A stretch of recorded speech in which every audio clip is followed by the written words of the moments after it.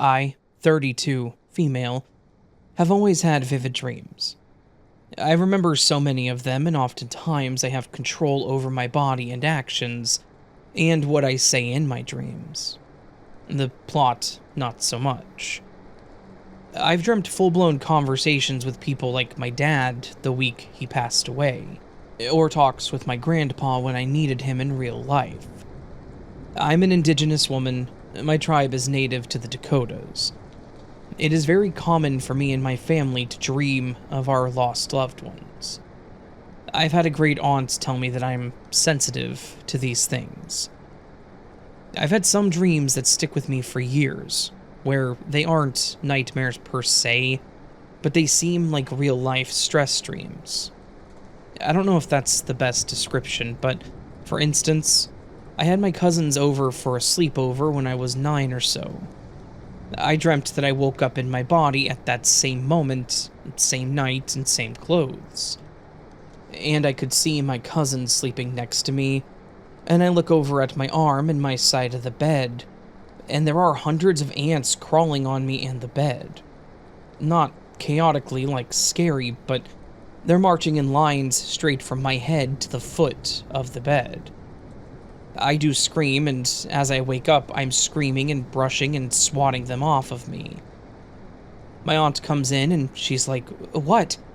I say that my bed is covered in ants. My cousin jumps up and we're all looking and there's nothing there. I brushed it off and apologized, but I've never forgotten it. Until I found this podcast, I realized that I've downplayed a lot of stuff that's happened to me. The dream that has probably stuck with me the longest and makes me curious is when I was about 4 years old. I've thought about this dream maybe once a week since I was 4. I never reflected until now to wonder why that is, and I'm hoping maybe someone can tell me what it means. Preface: I'm over at my papa and grandma's house staying the night. It's bedtime. I think I was scared to sleep in the living room that night because my grandparents moved so often, like once a year, for various reasons. Military, medical, to help family, etc. So when they would move, I wouldn't know the house right away. I stuff myself between them for bed. I'm wearing a light pink nightgown and I've got my hair down, and I hate wearing socks to sleep, so I'm barefoot. All 3 of us are asleep. I wake up slightly, looking around the room. I forget where I'm at, so a panic attack happens a little bit, but seeing my grandparents, I relax immediately. I look around and all the walls are blank because they haven't unpacked yet, and we just have the bed set up and that's it. It's dawn and the sunlight is just starting to fill the room. I need to get up to use the bathroom, but I don't really feel like it either. The bathroom door is right across from the foot of the bed, but my grandparents were sleeping so soundly, and I didn't want to wake them. Insane self-awareness for this age now that I'm thinking about it. I close my eyes and decide to go back to sleep, and then I would wait for my grandma to get up. She normally gets up early anyways. I think that this is when that dream starts. I see myself float out of my own body, like a floating version of me leaves my physical body. I'm leaving my body and I do slow somersaults up into the air until I reach the far right corner of the ceiling. I felt my stomach turn and flip with each flip that I did. It was very uncomfortable, like the feeling of falling when it gets to your stomach. I look up to the ceiling and I'm absolutely terrified at what I see. Me, crouched in a spider-like position in the corner of the room. My whole body feels clammy and cold. The fear takes my breath away. My view changes, and now I'm looking down at me from the other position. I realize that I am me, and the girl in the corner is me, and now I am the girl in the corner. I start breathing again and my heart stops racing. I'm still confused. I just keep switching between views, almost like camera angles when you're watching a show, and the camera position changes. After probably several hours of doing this, I get tired again and decide it's time to get down from the ceiling. I start somersaulting back into my body slowly. My stomach feels like it's dropping over and over, and I can't take that feeling anymore. I get upset, as 4-year-olds do when they don't understand something irritating. I go to cry or scream because I want it to be over. I realize my scream made both of my grandparents jump awake. My grandma goes, "What's wrong?" And before I can say anything, she says, "Oh, you had a bad dream. It's okay, you're going to be alright." I never told anyone about this. To this day, I hate with everything in me that stomach-dropping feeling. I felt it in some of the worst moments of my life. Once when I was in an elevator that moved too fast, or one of the worst flights of my life where the turbulence was so bad that people were praying in their seats. I've fallen down 2 large flights of stairs, twice when I was on a boat or a ship and there was a storm, and while being a passenger in cars that were going too fast or caught air or hit bumps, and several other dreams where I was flying, like my body was soaring, and me losing control and crashing. It'll be interesting to see what anyone else thinks about this.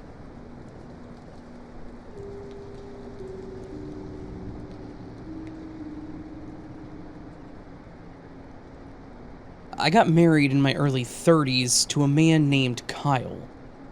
I met Kyle at a fundraiser that my local church was hosting. I often volunteered at it because it was actually for shelter animals, and I loved playing with all the animals. He had stopped by when he saw the signs, and when he came over to see the dog that I had been brushing, we seemed to connect pretty quickly. He was very kind and funny, and yes, very easy on the eyes.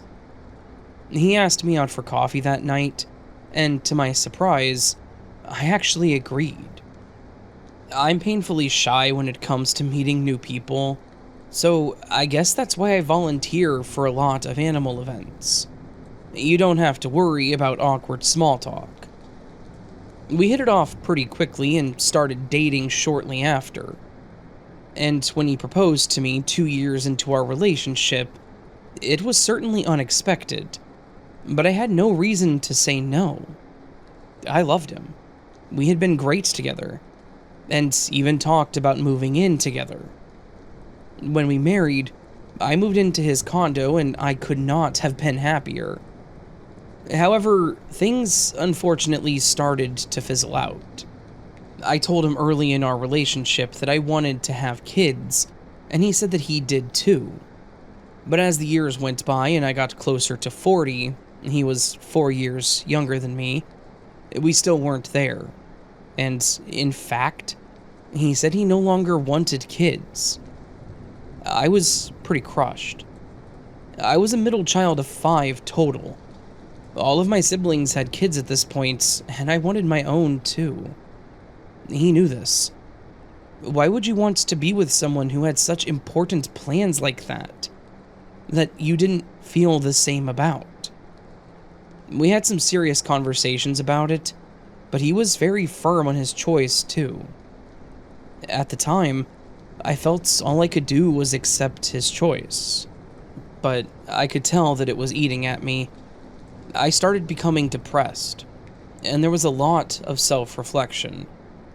Kyle and I weren't the same outgoing and bubbly couple we once were, and I'm sure a big part of that was because of me. But it also didn't help that he never wanted to do anything either. He wanted to be at home a lot, and he always worked doing something on his computer or in his office. He worked in IT, so I understood, but we used to go out and do things together or with friends. But he never wanted to do that, so it only made things harder on me. Eventually, it all boiled over, and we had a pretty big fight. A lot of stuff came out.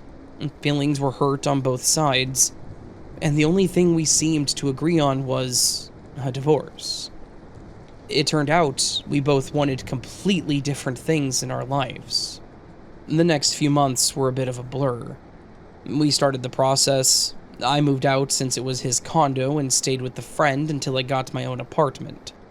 We didn't really have all that much to split, really. We both had our belongings and just split other things as we saw fit. It was amicable after all, so we still talked throughout the process. I got my own place about a month after moving out. I didn't want to be a burden on my friend, even though she had no issues with me being there, and I still paid her rent anyways. It was after I had my own place that things started getting weird. At first, it all seemed like normal stuff. I started getting an influx of spam emails. Some were about counseling, divorce lawyers, and even some therapists. It was odd, but my first thought was maybe I was added on some list due to searches I had done about my divorce. Or, hell, in the world we live in now, maybe the lawyers sold my information. I just marked them as spam and moved on. But then, I started seeing similar ads on my personal pages like Facebook or Instagram, as well as some other types of ads. There were a lot of sexualized ads, and I was getting several requests from a lot of similar pages daily. They were inviting me to their private paid-for pages, as well as other things. I was confused. Sure, it was entirely possible that it was all just spam, but it was really strange how consistent the requests were. I certainly didn't have anything that screamed that I was interested in any of it, so I didn't understand. All I could do was delete, block, and mark not interested, which became nearly a daily chore just to keep up with them all. I got fed up with it at one point and started poking around in my settings to see what could possibly be causing it. To my surprise, I was following a lot of similar pages. I never followed anything like that. Why would I? I had no reason to. I thought maybe it was just some bizarre thing. Maybe they were once pages that I followed that were changed, bought out, or hacked, even. I just spent a few hours unfollowing and blocking people and pages, and moved on. The requests and messages soon stopped, which was good, but then there were more alarming occurrences.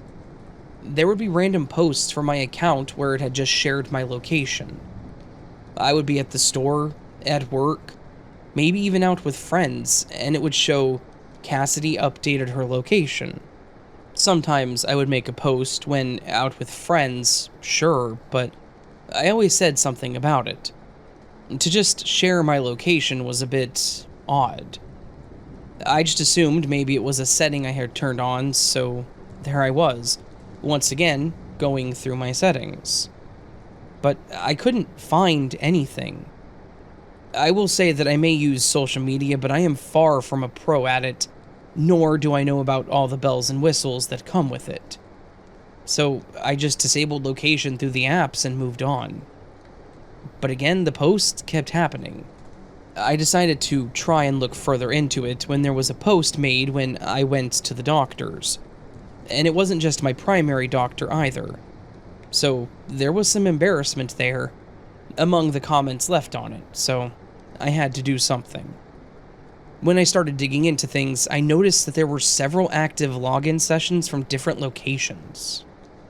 They were all within my area, as in the same city, but they were on devices that I didn't recognize. This was pretty alarming, so I immediately logged them all out and changed my passwords, just in case. And surprisingly, the location posts stopped happening too, so I thought maybe my account had just been hacked, but all was well again. Or so I thought.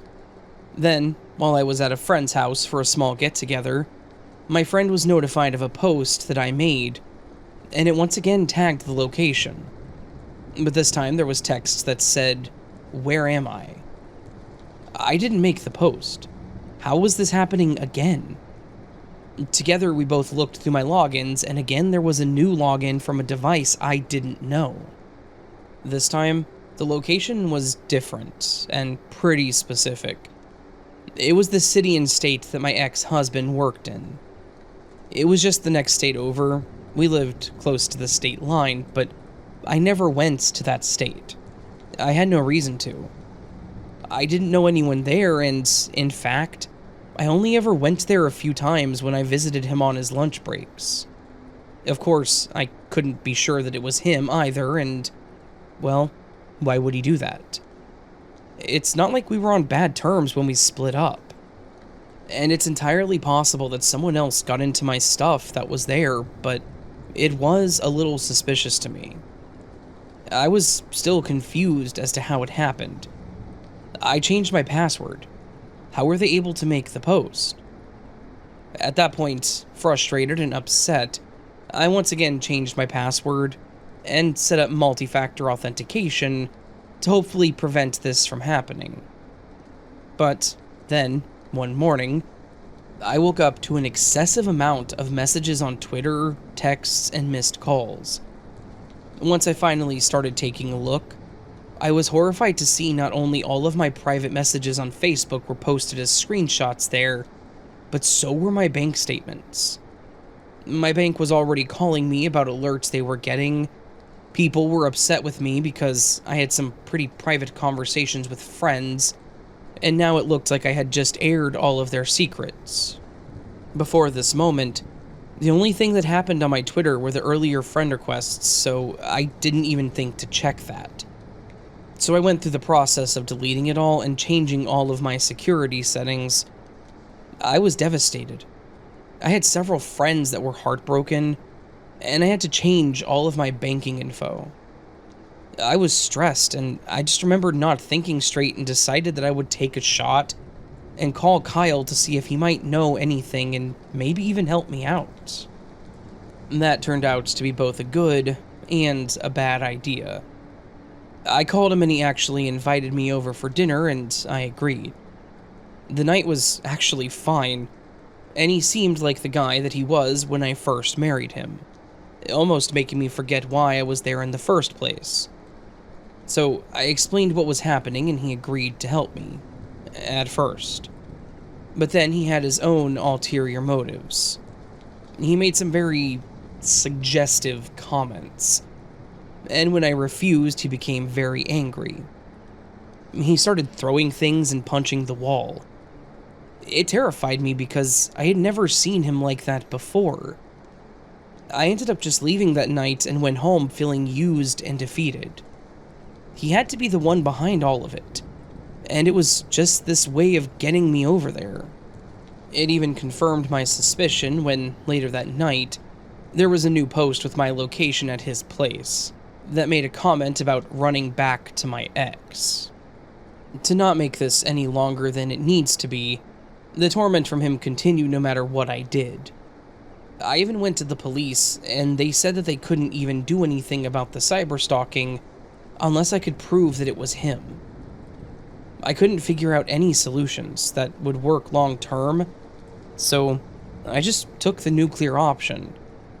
While at a friend's place, I logged in from her computer, changed my email to a completely new one that I had just created from her computer, set up multi-factor authentication, and removed my phone numbers from the accounts, and then I deleted the profiles. Some of the things I did probably weren't necessary, but I wanted to check all layers to make sure he couldn't reopen anything. The last thing I did was get a new phone number and a new phone.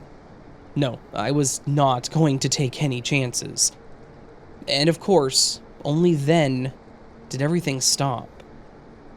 To this day, very few people have my phone number, and I only just recently got a new Facebook account, so I could connect to some people whose number I don't have. I just don't ever want to be in that situation again. It was honestly terrifying knowing that he probably knew my every move, and I have no idea how he did it.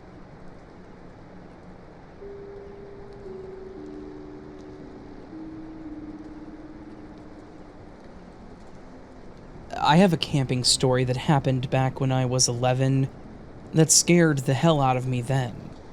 and honestly still messes me up now because it could have ended really badly.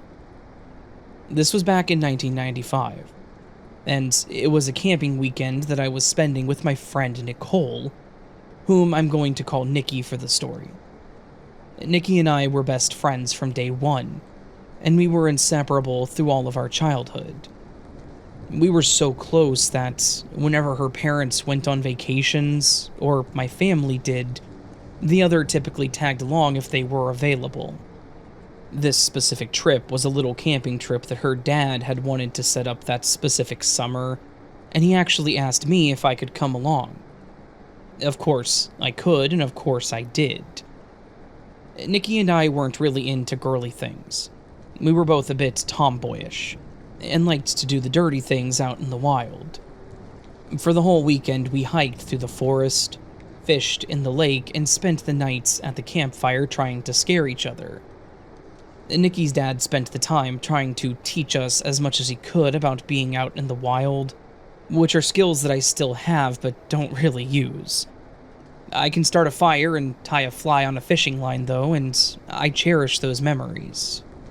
On the last day of the trip, which was the Monday after the weekend, we both woke up early, a bit bummed that our fun time was coming to an end. As we helped pack up the campsite, I looked over and Nikki was staring off into the woods, focusing on literally nothing. I asked her what was up, and she looked at me with a stupid grin saying, "I really want chocolate." I laughed. She'd always been a chocoholic, but she quickly packed in the tent and ran over to her dad saying, "Hey Dad, can Sarah and I walk to the store on the grounds to get some candy for the drive home?" Her dad was certainly hesitant. The store was about a mile down the main trail, and while we hiked further than that over the weekend, he had been with us the entire time. Nikki could tell that he was iffy on it, but she gave him the look and said, "Please, we'll be quick, I promise." He relented and said, "Alright, but stick to the main road, and get back as quickly as you can," and then handed her a $10 bill from his wallet. We set off, laughing and chatting about nothing in particular, as we always did. I think we were talking about the fish that she'd caught, because it was big, and I kept catching nothing but bluegill, something that she was not letting me live down. About halfway there, I noticed that Nikki had gone a bit quiet.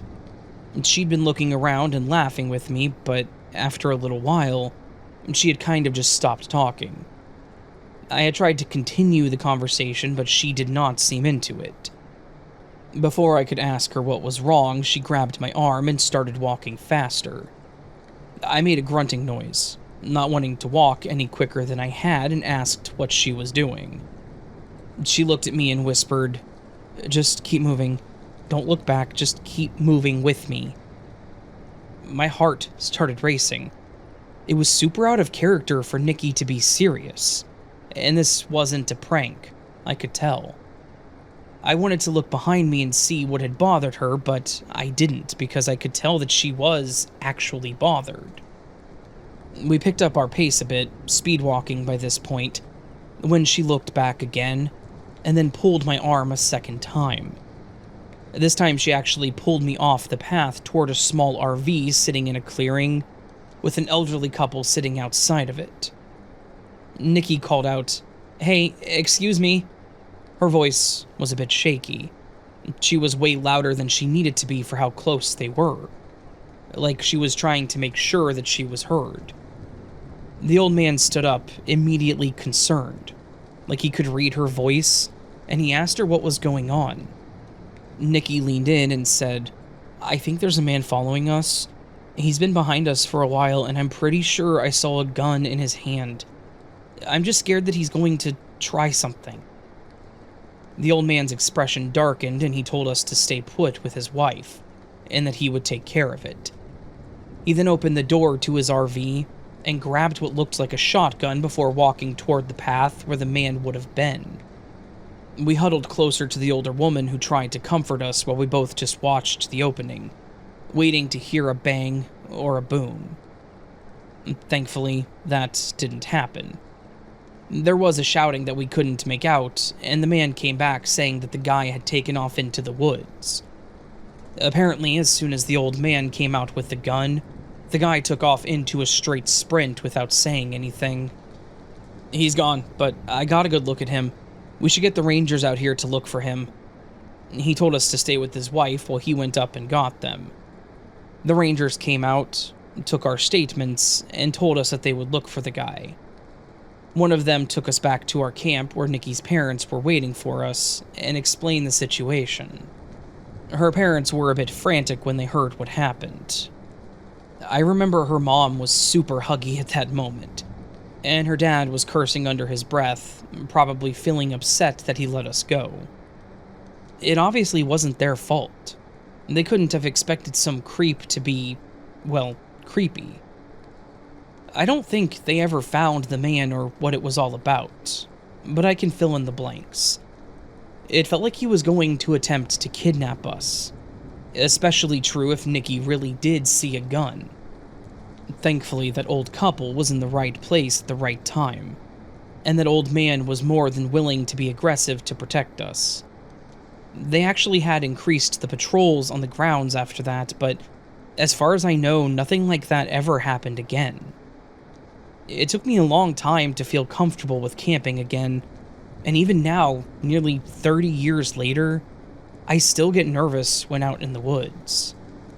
Nikki and I don't talk about it much, but I know that she was affected by it too. I'm just grateful for her quick thinking and that older couple. Who knows what might have happened if we hadn't found help when we did. It's a reminder that even the most fun times can be tainted by other people with malicious intent. Always be aware of your surroundings, and maybe arm yourself, just in case.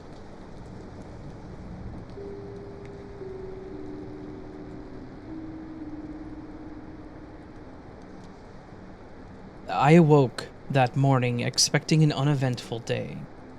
My older brother was driving into town from college to spend a bit of quality time with me. No big plans.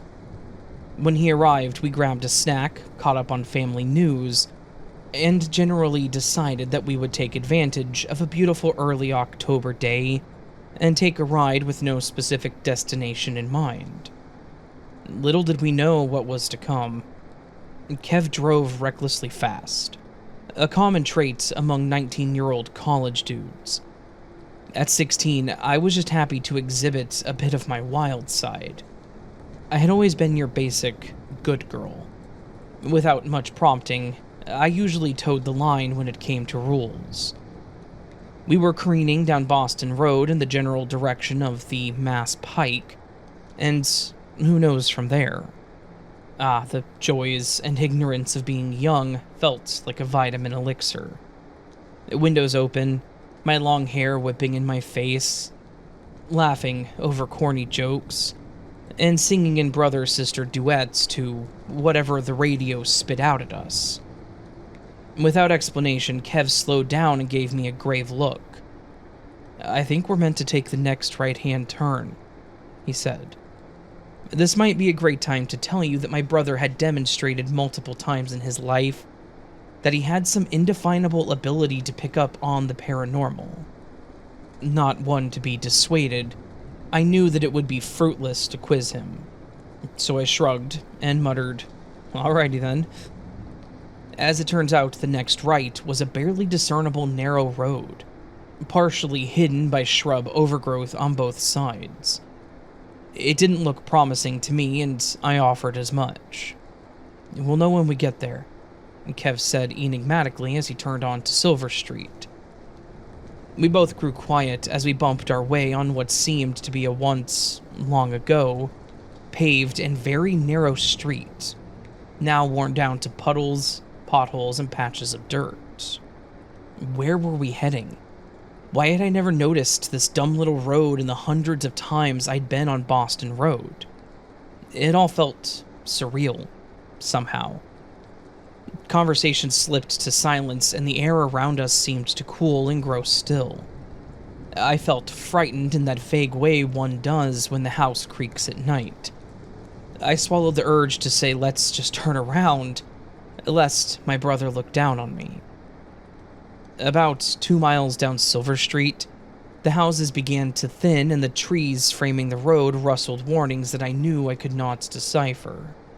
I hoped it was my imagination playing games with me. Too many Twilight Zone episodes when I was young, I thought. Seemingly, out of nowhere, an approximately 3-high moss-covered stone wall appeared, and Kev instinctively slowed down. "We're getting close," he said. "Close to what?" I managed. Before he could respond, we reached a portion of the stone wall which formed an arch, about 10 feet high and 5 feet wide, tapering down again to another length of stone wall broken only by a driveway that led to a dilapidated, run-down, and clearly vacant house. I knew we were going to enter the driveway before Kev even began to turn the steering wheel. This house was calling to us in every way but words. I have no sixth sense, yet the hair on the back of my neck was tingling. Kev turned off the car and we both got out, silently approaching what was clearly a cement walkway to a side door of the house. There was a single step landing there. On the landing, etched in the cement, was this message: "Rest here a while for me in memory of my 3 children who died." Beneath the message were 3 sets of varying-sized children's footprints. Grief overcame me, a sense of indescribable loss. "If they died, how did she manage to get the imprints?" he murmured. She. Yes, we both felt it was the mother who'd left the message. How and why? Kev walked in front of me and turned the doorknob.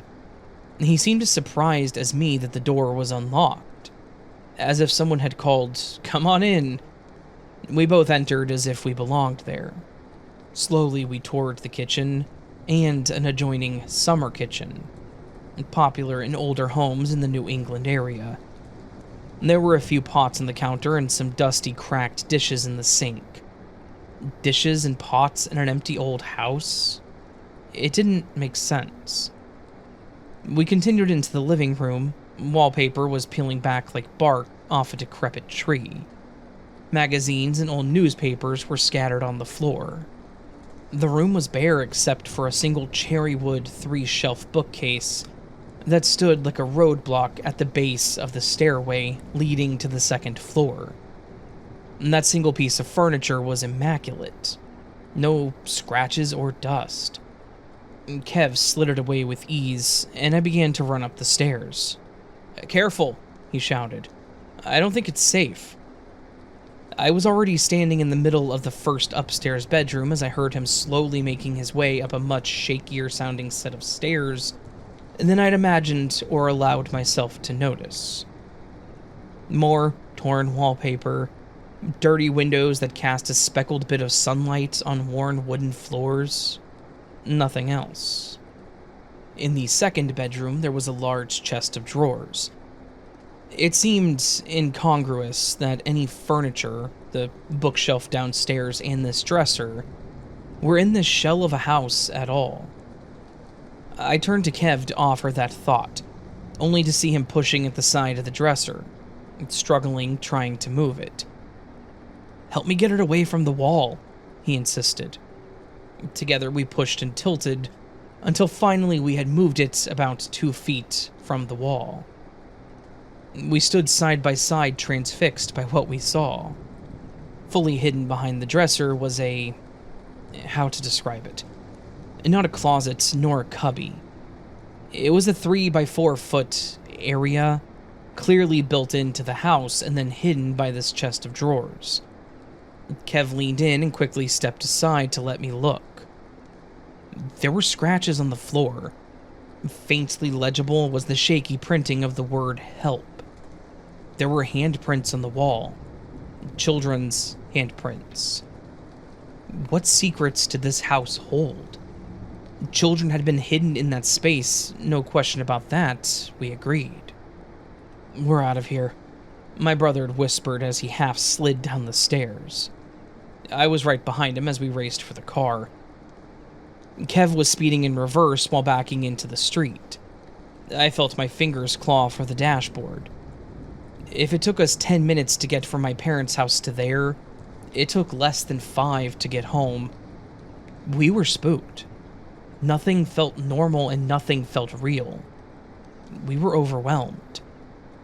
My 14-year-old brother James was home, and Kev and I tripped over our syllables, spilling our experience, finishing one another's sentences. "What the hell did we just see?" he asked, uncharacteristically shaken. James, with the bravado of a 14-year-old, was typically unfazed by all of this, and got his kicks ragging on us for being afraid of our own shadows, chickens, and scared of ghosts. "Come on, you morons, take me back there so I can see this freak fest." Any other day, I think Kev or I would have refused. Somehow, without discussing it, we both felt a need to face the Silver Street house again to verify our experience. If James wet his pants, then so much the better. More confident in our destination this time, we doubled back and turned onto Silver Street, postulating about the dresser, the bookshelf, the eerie message, and the footprints in cement. "Almost there," Kev said to James. "Get ready to eat crow." "Here we are," Kev said as the stone wall came into view. The stone archway, the driveway. Kev turned in. There was no house. There was no sign of a house. There was the driveway, the walkway, the landing with the same ominous message: "Rest here a while for me in memory of my 3 children who died." No house meant no door. Whatever door Kev and I had entered was slammed shut. Nothing to see but a slight mound with overgrown grass. "No way," James guffawed. "You 2 numbskulls got me again." "I wish," Kev said, a tremor in his voice. I was beyond words, beyond belief, stunned and faced with the unexplainable. Everything I've stated is true. We entered a house that didn't exist. We climbed stairs that were not there. We could not explain it then, and decades later, we still have no answers. Eventually, Kev and I did a deep dive into researching the property. We spoke with the neighbors on the street over the next 3 weekends, but nobody recalled a house being present in their time. Though each volunteered, they assumed there must have been one sometime, given the driveway and such. We, unfortunately, shared with friends, each of whom were all too eager to dabble in the mystery. We held a makeshift seance, convinced a medium to come read the site, summoned spirits to come forward. It is foolish and dangerous to open doors when we don't know what's on the other side. We got nothing but tossed from the property at midnight by police, shivers of fright and more haunted by our experience. Over the next year, I admit that we visited the site more often than we should have. I was obsessed. I was compelled to seek worldly answers to an otherworldly experience. My parents began to worry about my brother and me. We knew what they could not know. We had experienced it together. This had been no group psychosis or dual delusion. Knowing what it was not is not the same as understanding what it was. An elderly man who was our town historian suggested that we go to the neighboring town and search the property records for Silver Street. Oh, how I wish I could wrap this up with a bow. We did research. Town records showed there had been a house on that property, hence the stone wall, the archway, the driveway. The same town records indicated that the house had burned down in a tragic fire in 1921. The woman of the house had perished and was found charred on the floor of an upstairs bedroom. Documents indicated that it took several days to locate her 3 dead children. They were found huddled together in death, in the hole in the wall, behind the chest of drawers.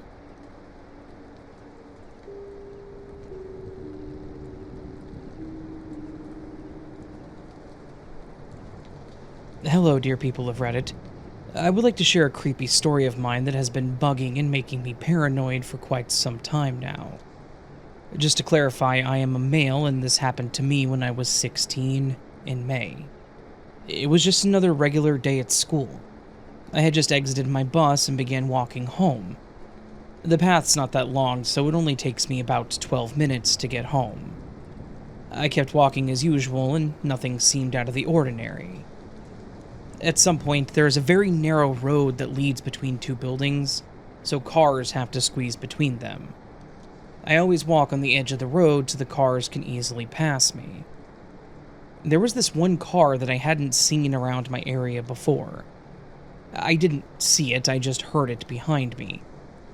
As usual, I moved to the right side of the road so the car could pass. It did not. And that has happened before, so I thought the driver was just being careful since you could damage your car fairly easy. Again, there was a small opening, and I moved to the right, clearly signaling with my body language to the driver that he could pass me. He did not. He was just slowly driving behind me.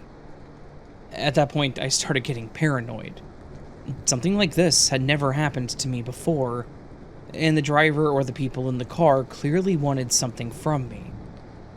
Just to clarify, there wasn't a single other person or car nearby. I quickened my pace. I eventually exited the narrow road and came upon an opening.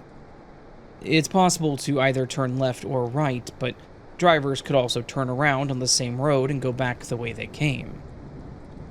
I walked on the right road, and at that point, I heard a shout behind me. It was a male voice, and he said, "Hey!" in an angry and rude voice. I did not turn around. I just kept speed walking. The weirdest thing came next. The car had turned around and driven back to the narrow road. I couldn't see his registration number because he drove off too quickly, nor did I ever see him again. I kept looking back because I didn't want him to know where I live. There could have been many different possibilities. Maybe he was a friend of mine and just wanted to say hello, but if he was, he would not have shouted at me like that. Another theory is that he wanted to ask me for directions. And that has happened to me before, but people were always very friendly. I want to have this one as an actual explanation. On a darker note, that could have been an attempted robbery, or even worse, a kidnapping. I don't know. Am I being paranoid? I just want to find a good explanation for this.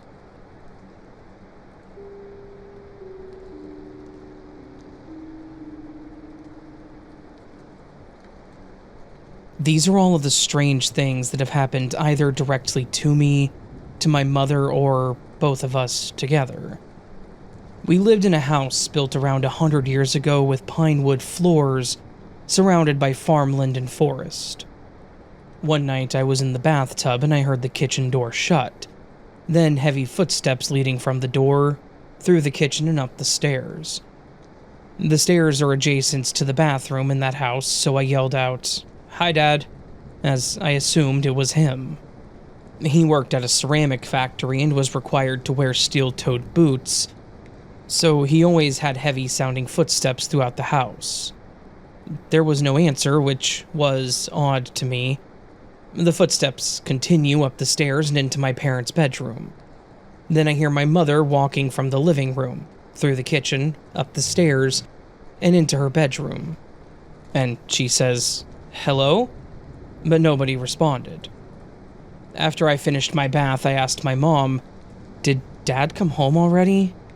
As he wasn't expected to be home until after I was in bed due to working swing shifts. She was obviously creeped out and said, "No, nobody's here but us. You heard that too, right?" "Yeah," I said hi because I thought Dad was home. Strange, but that's just a minor incident in comparison to some of the other happenings in that house.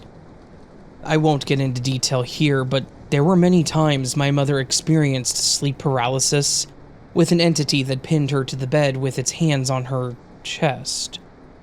Until one night she'd had enough and exclaimed to the entity, "Please just let me sleep.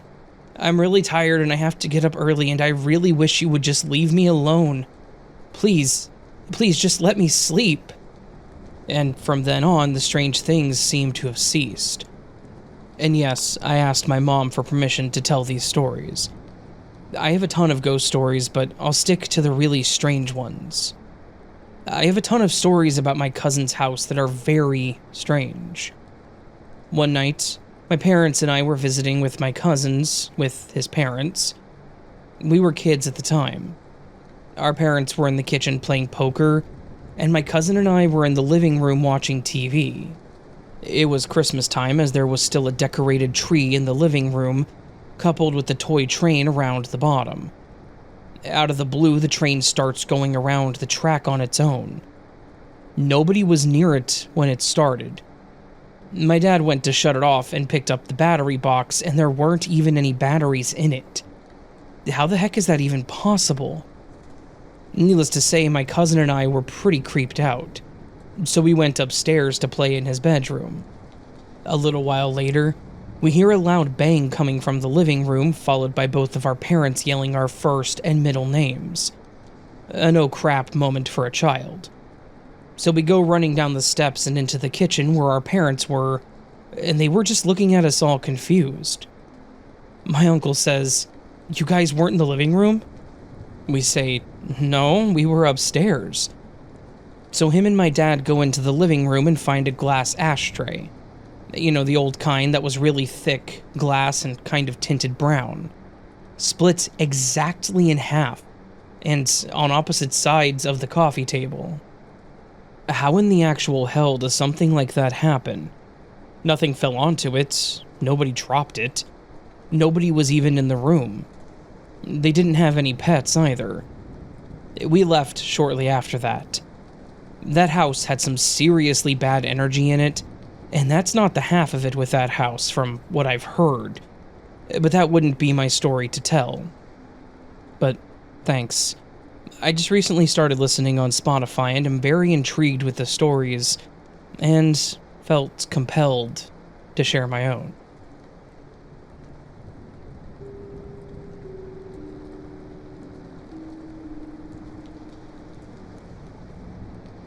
I have a story about my ex that I would like to share with you, now that I've had the chance to sit down and write it all out.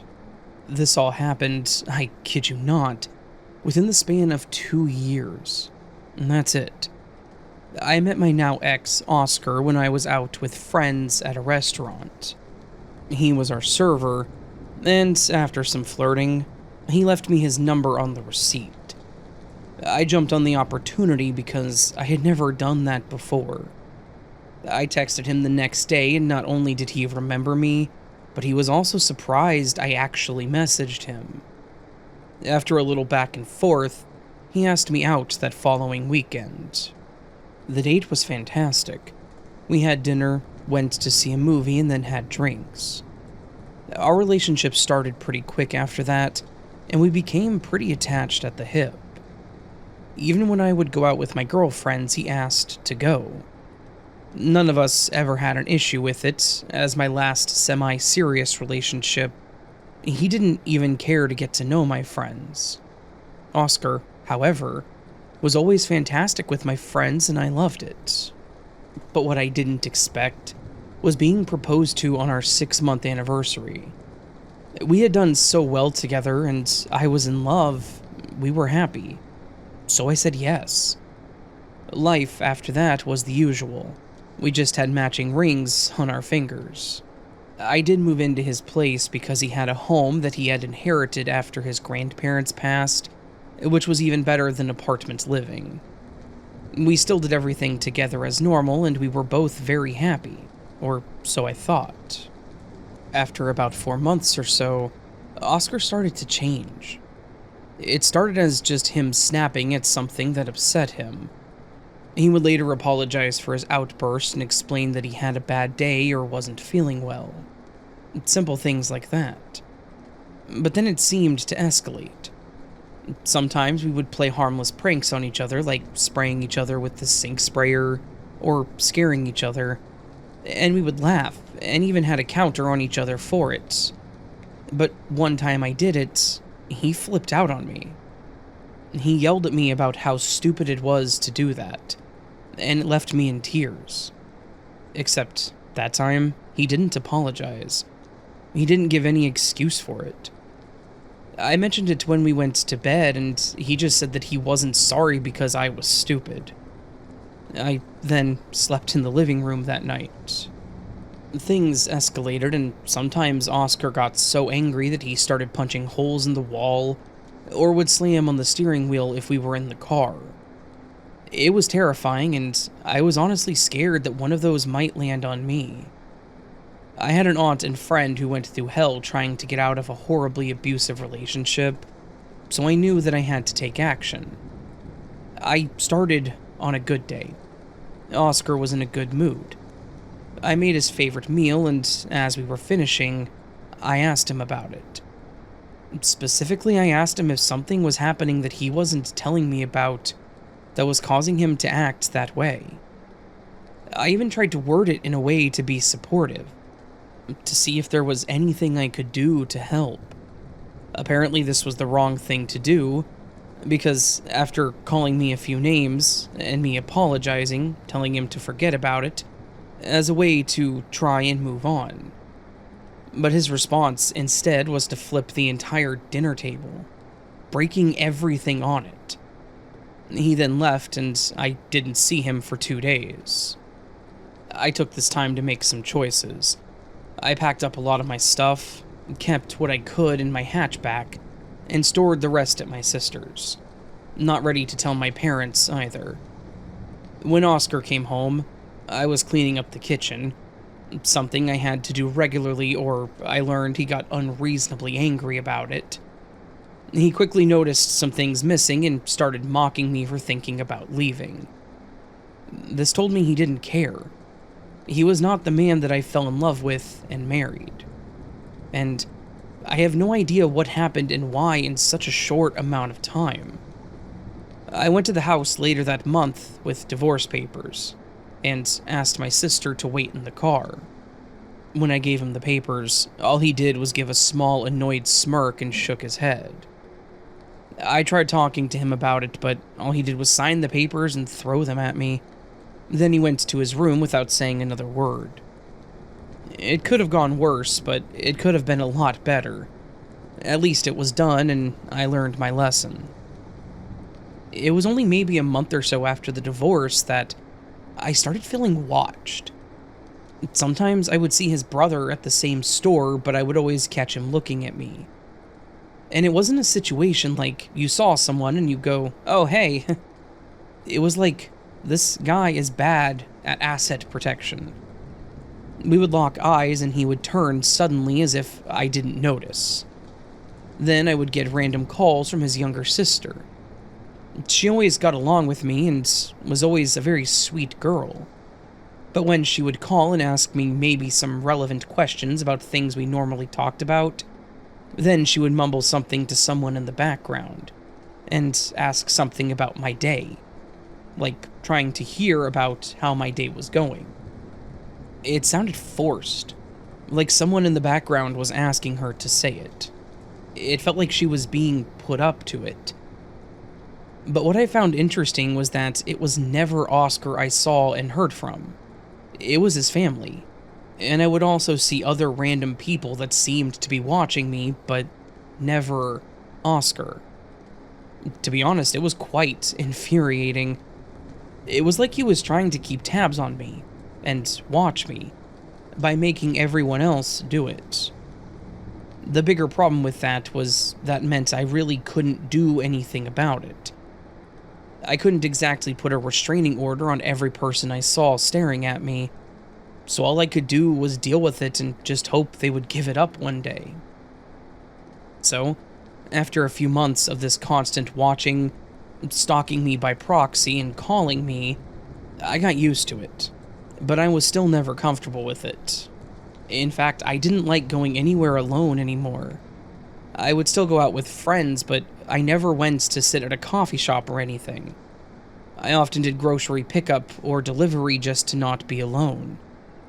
I didn't want to take my chances. but most importantly, when I finally got my own apartment, I only told my parents, my siblings, and a few close friends where I lived. I wanted to avoid being followed home.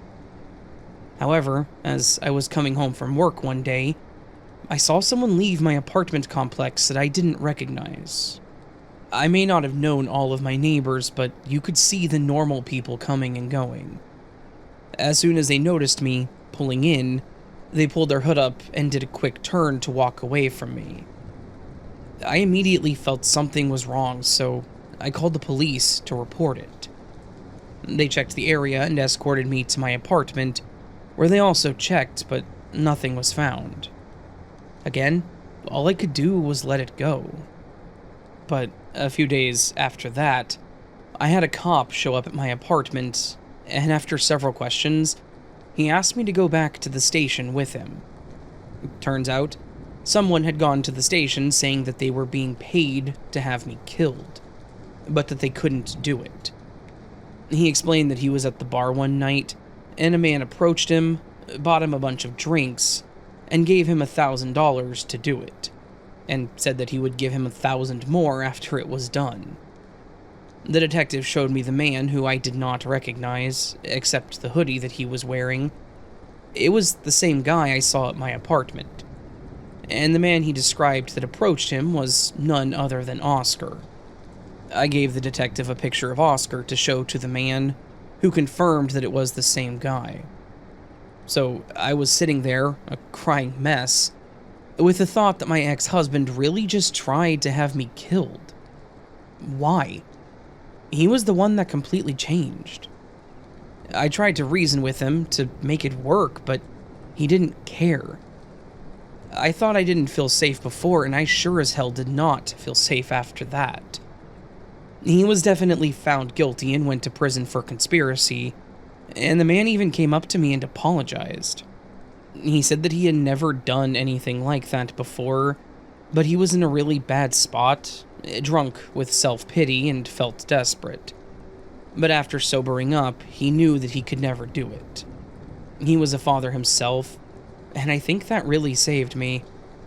I'll be forever grateful that the man turned himself in, because if he just declined or gave the money back, who knows where I would be today, if anywhere at all.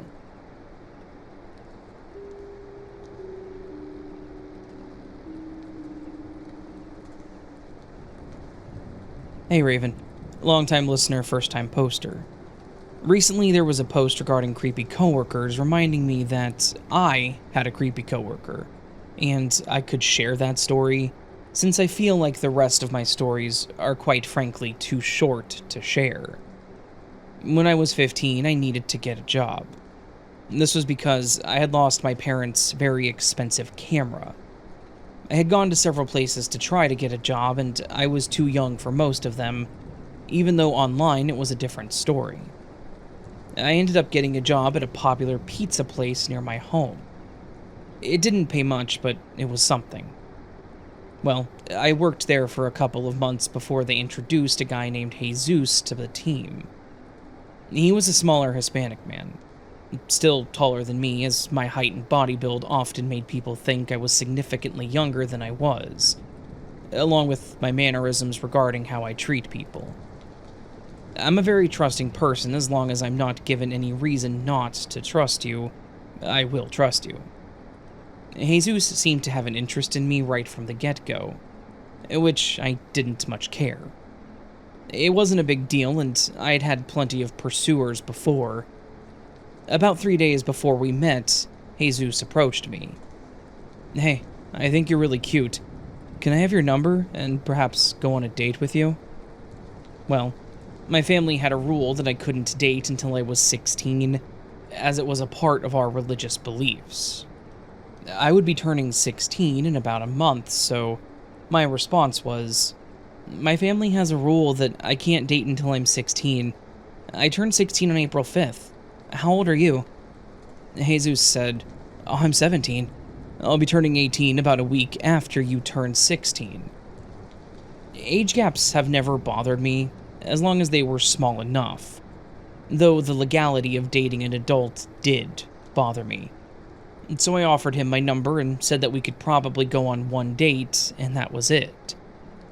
A couple of days later, I was sitting in class when I got a text from Jesus. He asked what I was doing, so I explained that I was in class. We went back and forth for a bit, him revealing that he wasn't in school anymore and me just being confused. A lot of the things he said didn't add up to the age he said he was. So I brushed it aside as high school dropout, as they are rather common. It wasn't until he called me baby that my red flags started flying. I felt rather offended even. He had known me for what, 2 weeks? And only talked to me in person twice, and he already was calling me baby? I went off on him, saying how sketchy it was for him to be acting how he was. Flirting with the 15-year-old even though he knew he was turning 18 soon, even if that was the truth. Which it wasn't, as minors in my workplace always had an M next to their name and Jesus did not. And how I was not going to go by baby to anyone I had just met.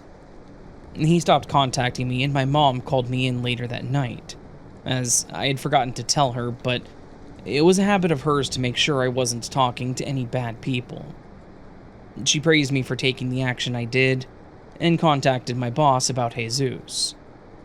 My boss immediately said that if he made any further advances, to tell him and they would talk to the police if necessary. I never did see Jesus again, and I hope that other young girls are able to be just as sharp as I was.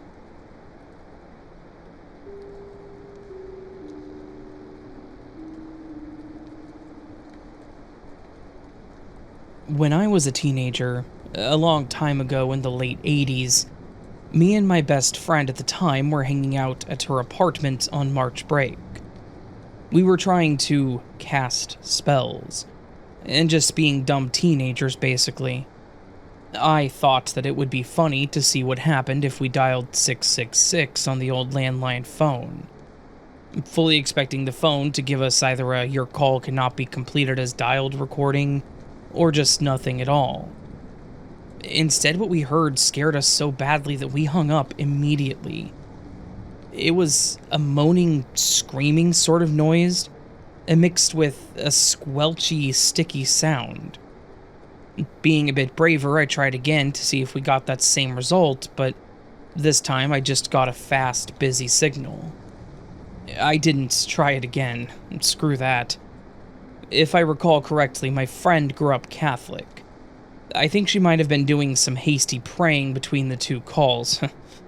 I identify as atheist, but I still wonder what we got connected to on that phone call.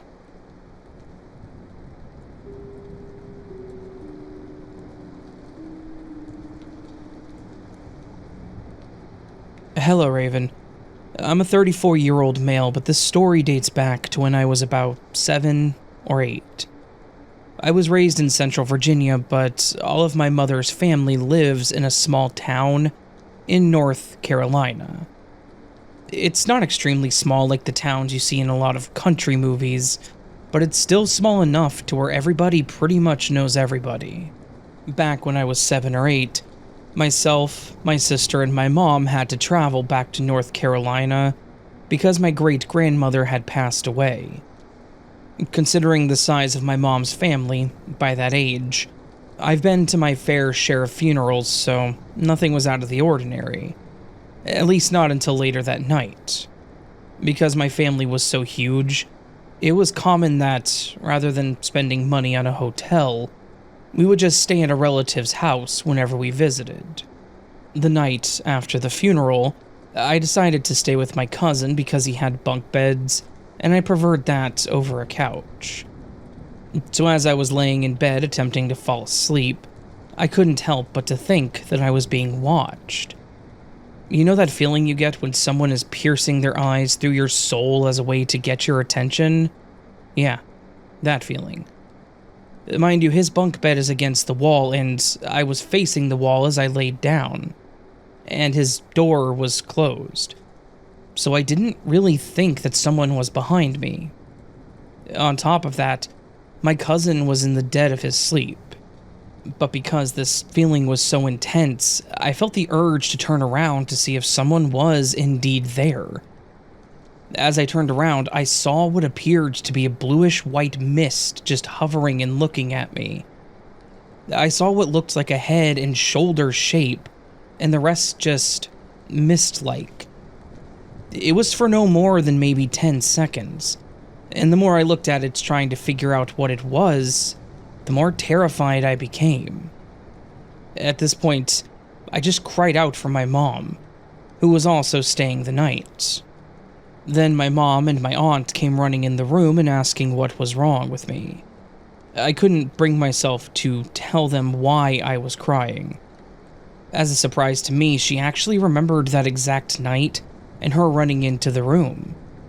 I believe this moment in my life is what has me infatuated with the paranormal. This moment that I could not explain. I was fully awake because I never even drifted off to sleep because of the weird feeling I had of someone watching me. I've had similar experiences as I've gotten older, which I may write about separately. But one thing I always ask myself is, was that my great-grandmother who simply came back to visit me? I don't recall much of her, but she was really nice and had very long, silky gray and black hair. Whatever it was that night, it got me going down a rabbit hole ever since, trying to figure out life after death and paranormal events. And that's my story. I'm not sure if it's quite paranormal, but I thought that was the best description.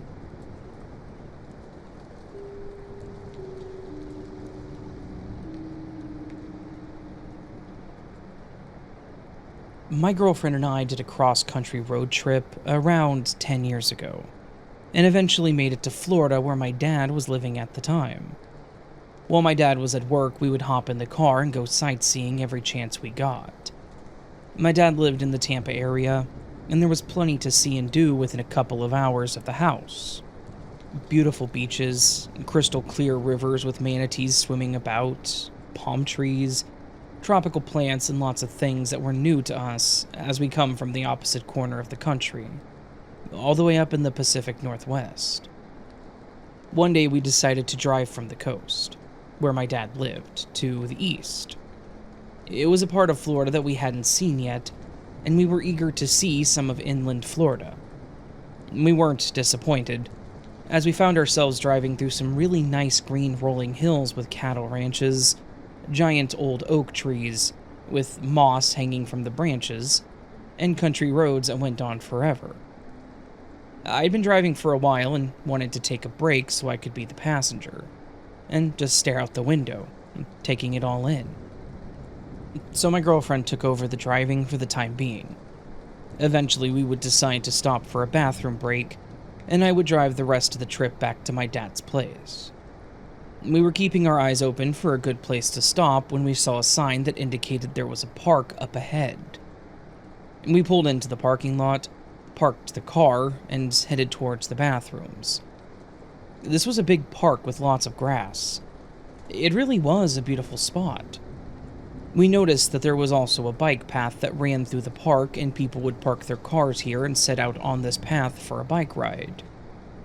Now this was midweek, and there were only 2 or 3 cars in the parking lot, and we didn't see any other people around.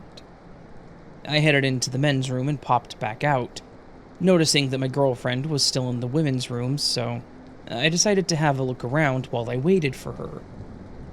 Across the field of grass, I saw what looked like a trailhead and some signage, so I figured I would investigate. I made my way over to the signboard and was reading some information about the park and the nature trail when I noticed a truck pull into the parking lot. My girlfriend was still in the bathroom, so I decided I would just wait here for her and try to get her attention when she was done, thinking that maybe we'd go for a short hike on the trail. While I was waiting there, I noticed that a tall, slender man wearing a cowboy hat and jeans had gotten out of his truck and was standing there on the sidewalk. Just about the same time, I see my girlfriend come out of the bathroom. She saw me immediately and started walking in my direction. I also saw that the man in the cowboy hat was just standing there motionless, like a statue, staring as my girlfriend walked across the field.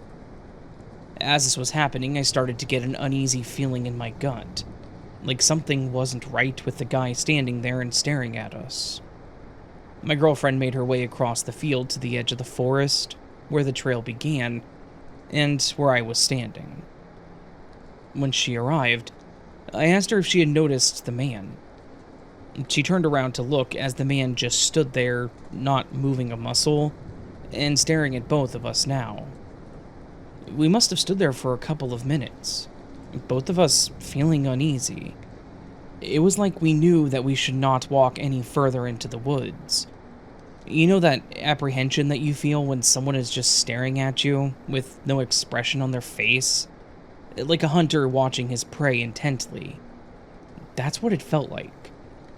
The main problem was that we were going to have to cross that field passing right by that man to get back to our car. It was either go hide in the woods until he left, or make our way back to the car. We decided that we would walk back towards the car. Actually, I came up with a plan and told my girlfriend about it.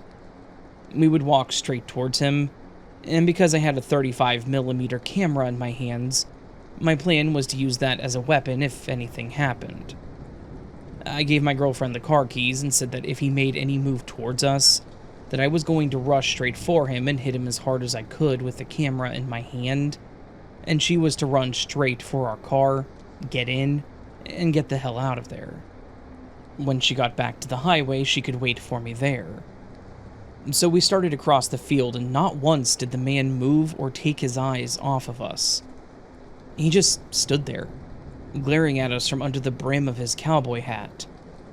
Both of us had a really bad feeling as we got closer and closer to the parking lot, but I just stared right back at him, and just tried to give off the vibe that I was ready for a fight if need be. When we were within 10 feet of him, I muttered hello, or how's it going, or something along those lines. I was so nervous that I could barely get the words out of my mouth. He said nothing and just continued to stare. Finally, we passed by him and hurriedly made our way to the car, jumped in and locked the doors. This was the first time I saw him move at all. He slowly turned around and continued to size us up. Once we were in the car with the doors locked, we felt a sense of relief. I backed up, and as we turned to leave, I told my girlfriend to try and memorize his license plate number. We thought maybe this guy was some kind of predator who was at the parking lot looking for prey. It was the perfect place for someone with bad intentions like that. A remote park with a bike path, midweek when there weren't a lot of people around. Honestly, the whole experience felt like he was sizing us up. Did we look weak? Was anyone else around who would witness it if he tried to do something? I still get the chills today when I think about him standing there and staring at us. We talked about it the whole drive back to my dad's place. Should we call the police and let them know that there was a weirdo hanging out at the park? Both of us were still kind of freaked out. We told my dad all about it when we returned, but he kind of just laughed it off and said that we were probably just being paranoid. We eventually decided not to report it to the police because what would we even tell them?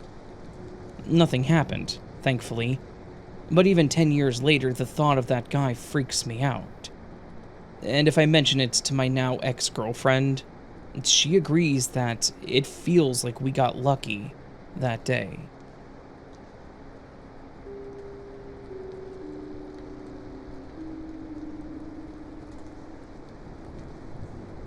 Those close to me have heard this story so many times. It took me a while to finally get to the point that I could talk about it openly, but it wasn't always like that. It took many years as well as support and therapy, but I'm doing a lot better nowadays. Back when I was 22 and still a young guy, I had met a girl through a mutual friend. I'm going to refer to her as Anna. I went to a party that she was also at.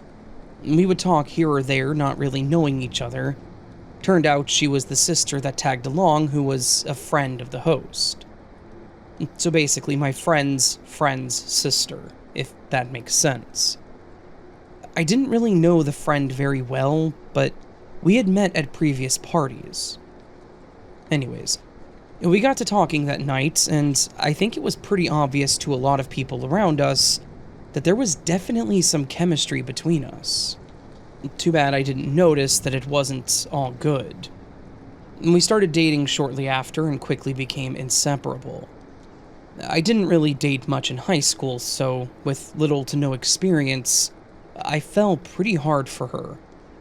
It also didn't help that she seemed to be just as infatuated. We did everything together, went everywhere together, and we rarely had a disagreement. It was no surprise to anyone when I proposed to her on our 1-year anniversary. She dropped some not-so-subtle hints at it too, so I knew it was what she wanted. We had a pretty nice ceremony. My parents own their own accounting firms, so they paid for most of it. We had a great honeymoon afterwards, and life continued, with her moving into my apartment.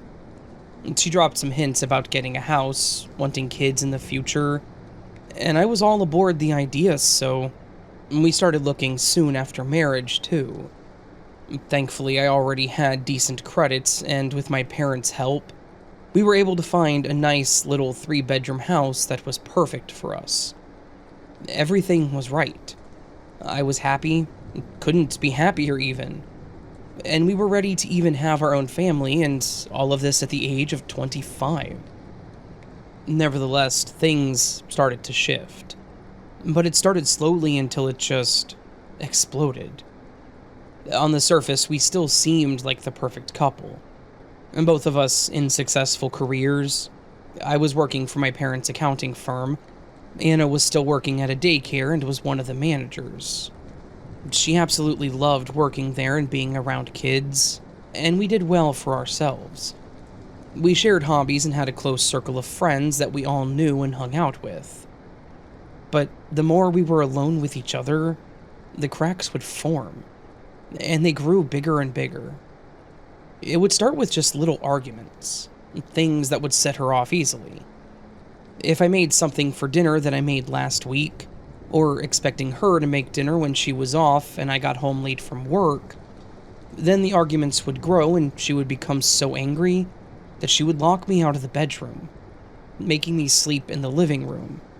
Or she would leave for hours and not come home until late that night. Now, I understand having arguments and not wanting to be around the person, but one of the times she exploded and left for the night was literally because I was making stuffed peppers for dinner, when I had used peppers for fajitas 2 or 3 nights prior. I remember that argument to a T because it will not leave. Anyways, she left and wouldn't return for several hours. Then, when we would go out with friends, she was the cheerful and loving Anna, and it was always such a nice time. But then when we got home, she would get upset and accuse me of flirting too much with the server, or talking too much with one of our female friends, and eventually would even accuse me of having an affair. I was always faithful to Anna. As mentioned, she was my first for a lot of things, so she was all I knew and could want. Eventually, the accusations ate at me, and her jealousy was out of control, to the point that I stopped talking, and especially hanging out with a lot of our friends. I never spent time with any female friends, and the few guys I hung out with only happened if she was around me. So even those friends stopped coming around as much because she stopped being very fun to be around. I quickly became reclusive and didn't like to go anywhere, because I didn't want to listen to her and try to explain why I took 17 minutes at the store. So she started doing everything, except she would be out for hours. She got off work around 4 or 5, but wouldn't even be home until much later. I didn't know what to do. Yeah, I know what you all are thinking too. It's fine, but at the time, I was lost. I didn't know what any of this could mean. I didn't know this wasn't really normal. My parents always had a loving relationship, and they would go somewhere without questioning the other. They rarely had arguments, but when they did, it always worked out. I had nothing to compare my own to, but I was also too embarrassed to talk to anyone about it. My friends didn't want to hear it, I'm sure, and I was already feeling like a burden, so I certainly wasn't going to talk to my mother or siblings about it either. So I just suffered alone. But I knew there was one thing that you could never spin to be acceptable, and rarely could be worked out. One night, while I was watching TV in the living room, Anna got a notification on her phone making it light up. She grabbed it before I could even look at it, said she was going to bed, and then left the room. If you're ever in those situations, I think you kind of get the idea that something is going on, but either have no way to prove it, or maybe you're too afraid to confront it. In my case, I was a coward and didn't ask any questions. But later on, when I went to bed that night, she was already asleep. However, her phone was still going off. I looked down to see a message from one of my friends, Blake, and it just said nice with a winking face. It definitely caught my attention, so yes, I checked her phone. From the text and pictures, it was obvious they were having an affair. I knew there was no coming back from this, so I took screenshots of the conversations, sent them to myself, and slept in the living room. Well, I tried to sleep. I still sat on this info for a few days before I finally confronted her about it, and that conversation was messy. It started as being my fault, and then she mocked me and made fun of me, until I said I wanted a divorce. Then she scoffed and said that I would regret it, that she was the best I would ever have. Then it cycled to her becoming kind, and asking me to reconsider, claiming that we could work it out. She almost had me. She almost made me think about it, but I quickly came to. She completely made me change who I was, and I hated it. So I was firm and told her nothing would change my mind, and that was that. The divorce was not clean and easy. She tried to get a lot from me because, yes, I was doing well financially because I worked for my parents. Unfortunately for her, since I had pictures of the affair, the only thing she had access to was the new car that I got for her and the house. But she didn't want the house because she couldn't afford it on her own. I got lucky, and that's not me bragging either. We ended up selling the house and just split the profit when it finally did sell. I had lost not only my wife, but someone I considered a good friend. But I was ready to learn from this and move on with my life. However, Anna apparently was not. It started out as the usual post-breakup behavior that I would expect from a teenager, that is. I would get random calls from blocked numbers, or text messages calling me names. Sometimes I would even be at a restaurant or out with a friend somewhere, and Anna would conveniently show up. The restaurant I was at, she hated. It was a Thai place, and she hated Thais, so she had no reason to be there other than to get to me. But I let it go. She was the reason we weren't together, so she could be bitter all she wanted. But then it escalated. One night, after having some drinks with an old friend, I went back to my little duplex, and there was a cop there talking to my neighbor. And that's when I spotted my broken window. Someone had broken in. Apparently it was loud enough that my neighbor called the police, but she was also a little old lady, so she didn't go outside to check it out. So she also didn't see anybody. But when they asked me to walk around to see if anything was missing, I knew that it had to be Anna. The pictures that I had hanging up were all family, and any of the ones that I was in were broken and on the floor. My cabinet with all my model trains and stuff from my grandpa. He gave me the trains before he passed, and then after, I was given some of his other stuff, and it was all knocked over. crushing some of the trains. Nothing seemed to be missing of value, but just about everything that had sentimental value to me was damaged or destroyed in some way. I couldn't say for certain, but I had a very high suspicion that she had something to do with it. I made a report with the cop, but that was about all that could be done.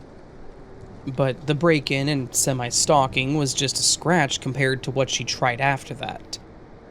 Tormenting me wasn't seeming to work for her, so she targeted my friends. She tried convincing them that I was abusive, and that I had done these horrible things to her. The problem is, some people believed her. Her sister, of course, and our mutual friend from the party way back took her side immediately. They all started calling me and accusing me of things. And even worse, they started doing this on public forums. Facebook, Twitter, wherever they could post it, they did. This caused distant relatives to call not only me, but my parents to ask what was going on. I had even more friends starting fights with me and accusing me of being a bad person, and then even complete strangers. It was mentally and emotionally draining. I was losing friends by the day. People didn't want to talk to me because they didn't want to get involved. So, I found myself right back to where I was when we were together. Locked in my home and not going anywhere, thinking that I had no one left. People even started calling my work. The problem with that is my boss was technically my father, so when he heard all of this, he was pretty upset. Thankfully, he believed and trusted his own son, but the calls weren't good. I started working from home a lot, hoping to avoid her calling the office, and my father suggested that I should talk to my lawyer about it. He had a good point. If these accusations were true, why didn't she bring them up in the divorce? Because they weren't true, and she didn't have proof. After speaking to them, we took legal actions, but the damage was already done. I had a few friends that stood by me, but I also lost a lot because of Anna. From the moment I found out about her affair, she had turned my life upside down. With the suit we filed and the restraining order, I finally stopped hearing from or about Anna. It seemed like she finally got the point. It took years to finally get there, but somehow, I made it out. The whole time, there was never any physical altercations between us while we were together, or afterwards. But the mental and verbal abuse was astronomical. The worst part was that being a guy, I didn't share this with anyone, not wanting to look weak, and that was my own doing. I should have shared with someone what I was going through. No matter who you are not immune to that kind of mental turmoil. When I finally confided in my sister, of all people, she helped me understand that, and I went to therapy. It's taken some time, but I think I can finally say that I have healed and moved on. I wanted to share this with all of you as proof that anyone can get out of these dark spots, even when it seems impossible.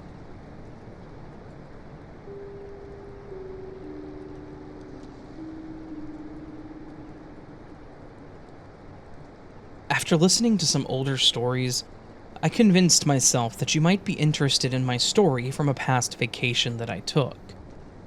My best friend and I had a project that we had to do about Southeast Asia, and after looking at it so closely, we saw some very beautiful and intriguing places that we wanted to experience firsthand.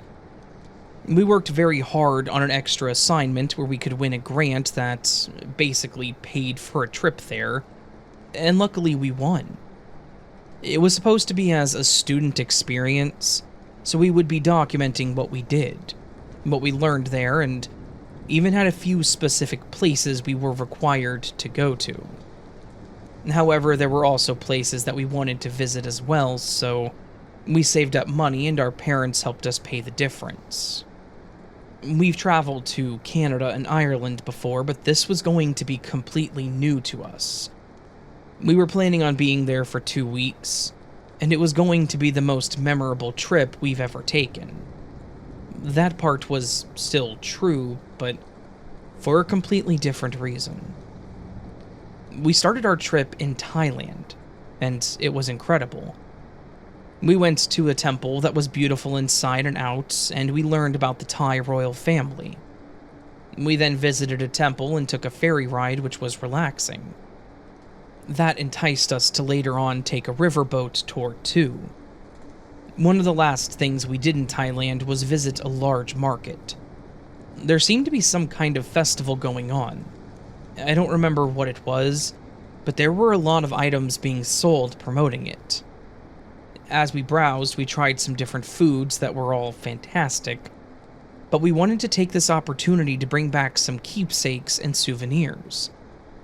We found some of your normal little knickknacks, but there was one stall in particular that I really liked. There was a little old woman and a very young girl, maybe a granddaughter, sitting behind the booth.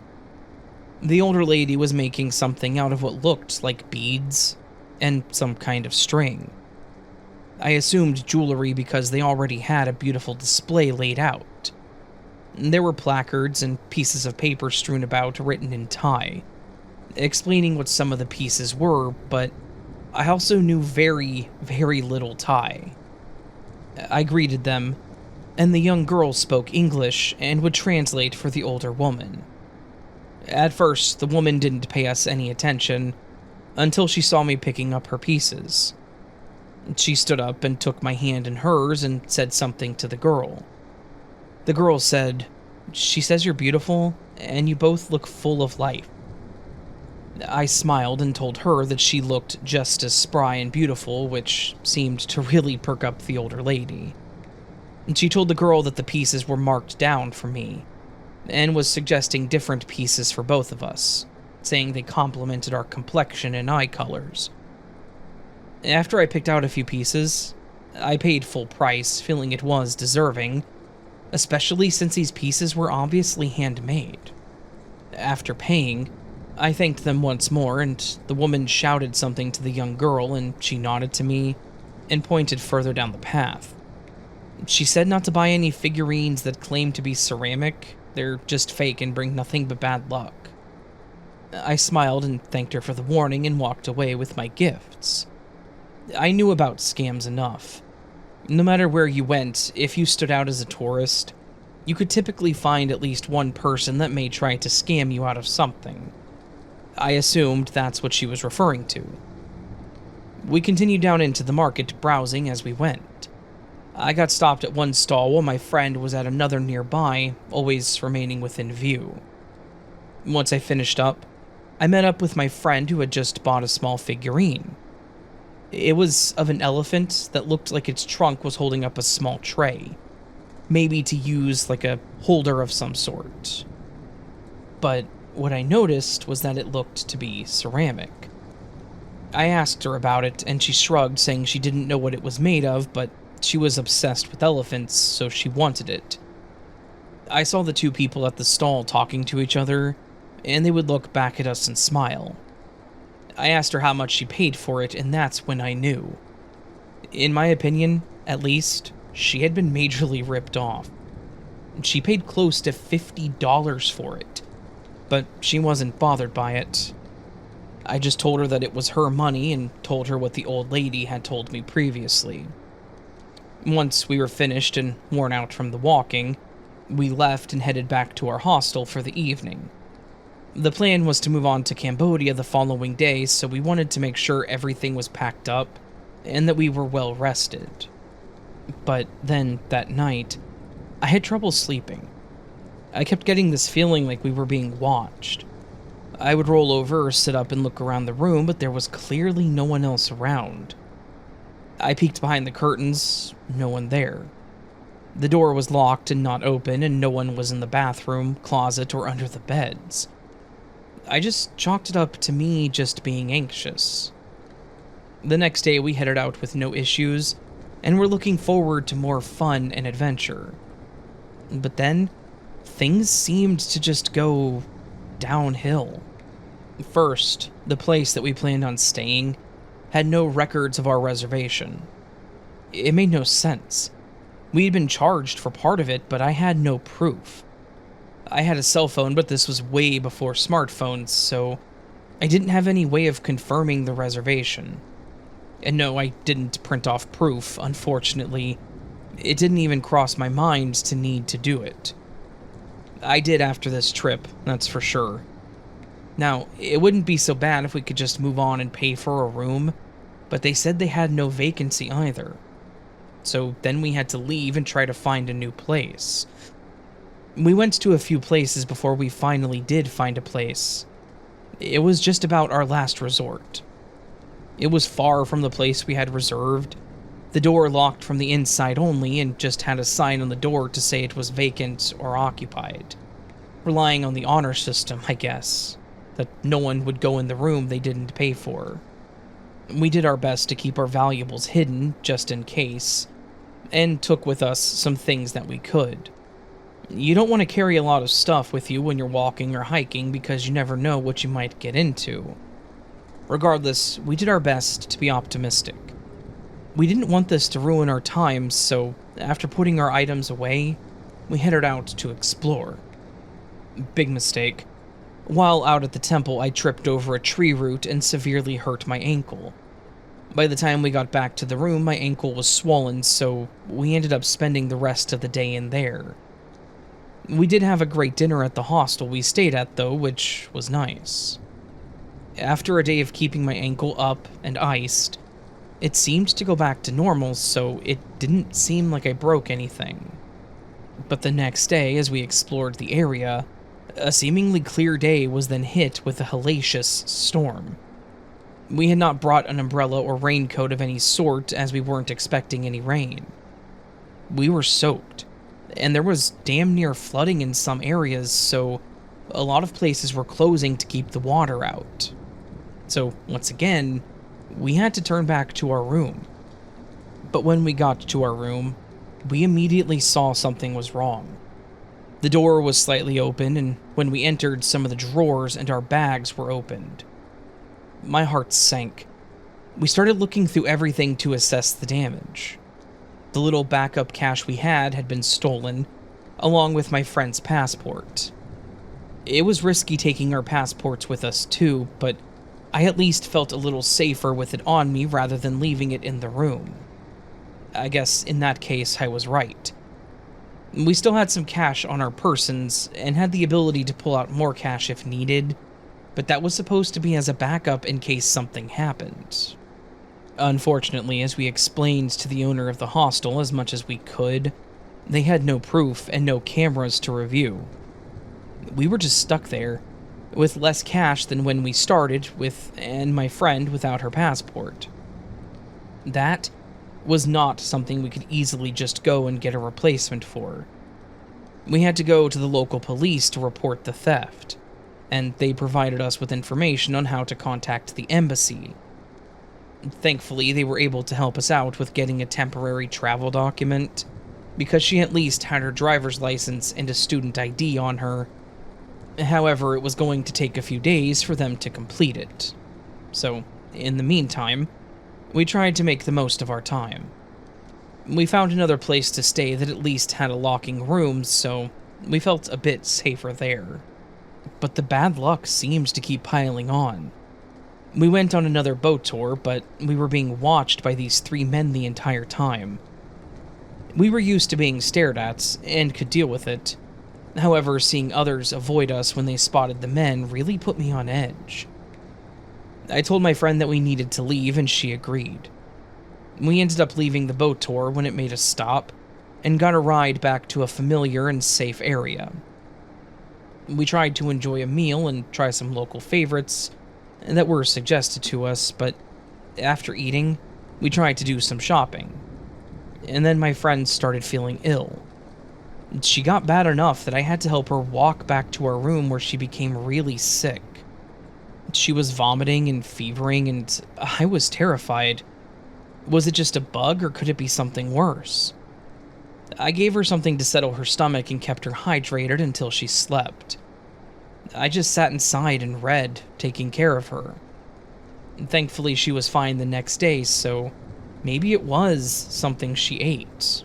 We weren't really sure. But that next morning, while she was feeling better, she was on the verge of crying. She was talking about how everything just seemed to go downhill and she didn't feel safe. I tried calming her and explained that it was just a bout of bad luck and bad timing is all, and encouraged her that, once we got her pass, we could leave, and hopefully start anew in the next country that we visited. Thankfully, we got her pass the next day and headed to our next location. Our reservation was still there, and we got our room that was quite nice and much needed. We spent the day at their spa, really feeling optimistic, when I started breaking out in hives. That time, I did have to go to a hospital because it was starting to become painful. Turns out, I was having an allergic reaction to a soap that they used. I won't continue with all of our woes, but I'll just let you know that they did not stop there. We had multiple other things that happened to us, including being pickpocketed, and by then we were both feeling homesick. That's when it finally clicked for us. My friend once again mentioned bad luck, and I joked about her buying that stupid elephant, and reminded her of what the lady had said. We looked at each other with that, "you thinking what I'm thinking?" type of look, and we silently agreed on what needed to happen. We were skeptical, but being in a completely unfamiliar country and culture, we took her elephant to the small park-like area behind our hotel, sat it down on a pillar, thanked it for its company, and we left it there. We felt silly as we walked back to the hotel, but at the same time, I felt relieved. Even if it was just our mindset, I was feeling better about it. I'm not kidding when I say this, but from then on, things went back to normal. Better than normal. No more health scares for either of us. We went somewhere to eat, and someone invited us to a festival where we won some sort of contest they had. The prize was about $40. The days were clear, and we had a lot of fun. And get this. As we were leaving our hotel, we had to get a ride to the airport and then walked part of the way. As we walked, my friend spotted a small pink bag partially covered by dirt. When she went to inspect it, it was her makeup bag that had her cash and passport in it. Well, the cash was still gone, but her passport was still tucked into its pouch. How was it possible that we would find that bag that had been stolen in a completely different country? We got on the flight, feeling rejuvenated and like everything was back as it was, and we had no idea why. The only thing we kept coming up with was that it had to have had something to do with that little elephant, because nothing else makes sense. But if anyone has any suggestions or has heard of anything similar, I would love to hear about it. In this way, I know what to avoid when we go back there on our planned trip in 2026.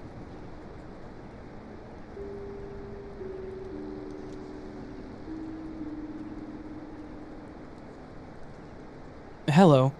I only found your channel a few days ago and have been listening to all the incredible stories everyone's experienced. I myself have quite a few otherworldly and paranormal experiences. This one's quite far-fetched, but all I can say is, if you look it up, you'll see tons of others have had very similar encounters like I did. I'm from Australia, and back when I was a kid, I was in the Girl Guides, basically Girl Scouts. We would always go on camping trips. Nothing unusual, and in fact, I have a lot of fond memories. There was one time, however, where I came very close to being abducted by something I would consider to be some kind of evil interdimensional alien being, known as a black-eyed kid online, which I found out years later. When I was 12, we went camping in one of Australia's many national parks in an SW. We had set up large tents that had the capacity to fit at least 12 people, and we bunkered down for the night in the middle of winter and went to sleep. I remember waking up to the howling wind of the trees outside and an extreme urge to go to the bathroom. Then I realized how cold it was, and I turned to see the door to the tent was wide open. My friend, who I had clearly recalled had laid right next to me when we went to bed, and was still there, her back turned to me, was also standing at the door of the tent staring at me, in a sort of uncanny valley kind of way. I turned to look at her again, and she asked me if I needed to go to the bathroom. I wondered how she knew that, and I looked dazed and confused at who I had thought was also the same person lying right next to me. I went on for a few minutes, having this strange inner battle within my head saying I should wake someone up. But I kept getting an even stronger pushback. I had a realization that everyone was so dead asleep that they wouldn't be able to wake up even if I tried. She asked again in a strange robotic sort of way, and I got up feeling very weird about it all, and began to walk. I remember when I got to the tent door, where she had just been standing, and she had disappeared. I looked toward the bathroom block and saw her waiting for me and wondered how on earth she ran that fast, since it was only a moment after I took my eyes off of her, but the block was about 30 meters away. I walked out of the tent. The wind was still. The darkness around the camp was so extremely dark, and the surrounding wildlife was dead quiet. So much so that it was unnerving. As I reached the leader's tent, about 10 steps from her, I all of a sudden heard this voice in my head call out to me, and it snapped me from a weird hypnotic trance that I found myself in. I looked up to my friend and saw these big black eyes. Once I saw them, I got this guttural reaction within my stomach, and I felt its true presence. It was something sinister and not human at all.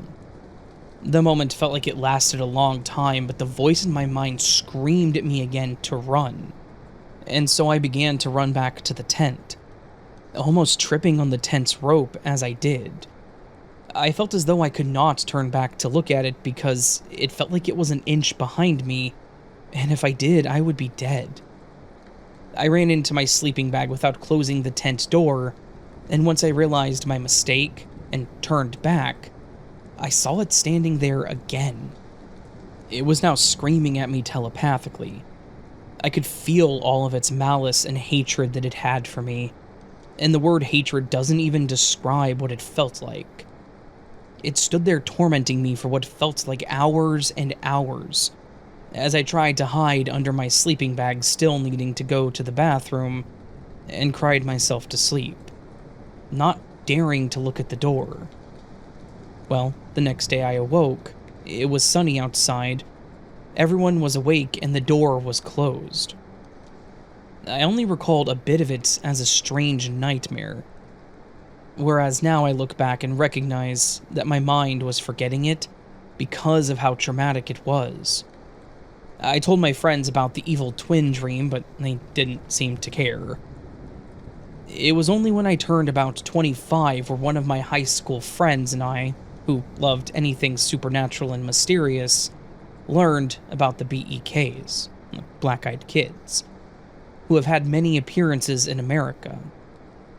They've come up to people to be let in, or ask to lure you out for some reason.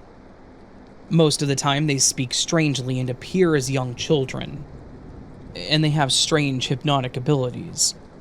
Most people who've had these experiences snap out of it once they see their eyes, and the hypnosis is broken. After learning this all, these memories flooded back, and I couldn't believe it. I had also almost been mysteriously abducted by a demonic alien, for lack of a better description. Thinking about it, if it did end up succeeding, I would have been a mysterious disappearance. A girl who walked out of a tent in the dead of the night into the woods and never to be seen again. But thanks to what I now call my guardian angel, who's helped me with multiple other encounters like ghosts, etc., I survived, and can tell the spooky tale. If you ever meet a BEK, listen to your gut. You'll feel off about it from the get-go. look at their eyes and never, ever give them permission.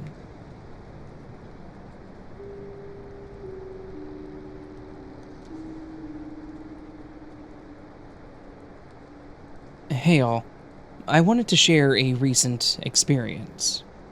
I think it's possible that I was being paranoid or overthinking, but either way, it made my spidey senses tingle, and I'm a big believer in trusting your gut. I, 31, female, was recently visiting Amsterdam and had been traveling solo, so mostly seeing some museums and landmarks during the day. I visited a museum in the red light district during the daytime, so it was mostly filled with tourists. Despite that, I'd felt very safe walking around. I still tried to stay pretty alert to avoid pickpocketing, and also since I'd been clearly traveling alone. While I was in one of the rooms in the museum, I accidentally made eye contact with this older, maybe 50-ish man a few times. You know when you're looking around the room and it happens? Well, that just kept happening. Maybe 4 or 5 times. To the point where I started to get a little squicked out that I wasn't imagining it. And so I stayed in the room even longer than I would have, reading all the signs and entries before moving on, and not making more eye contact, thinking that he'd of course continue to the next room.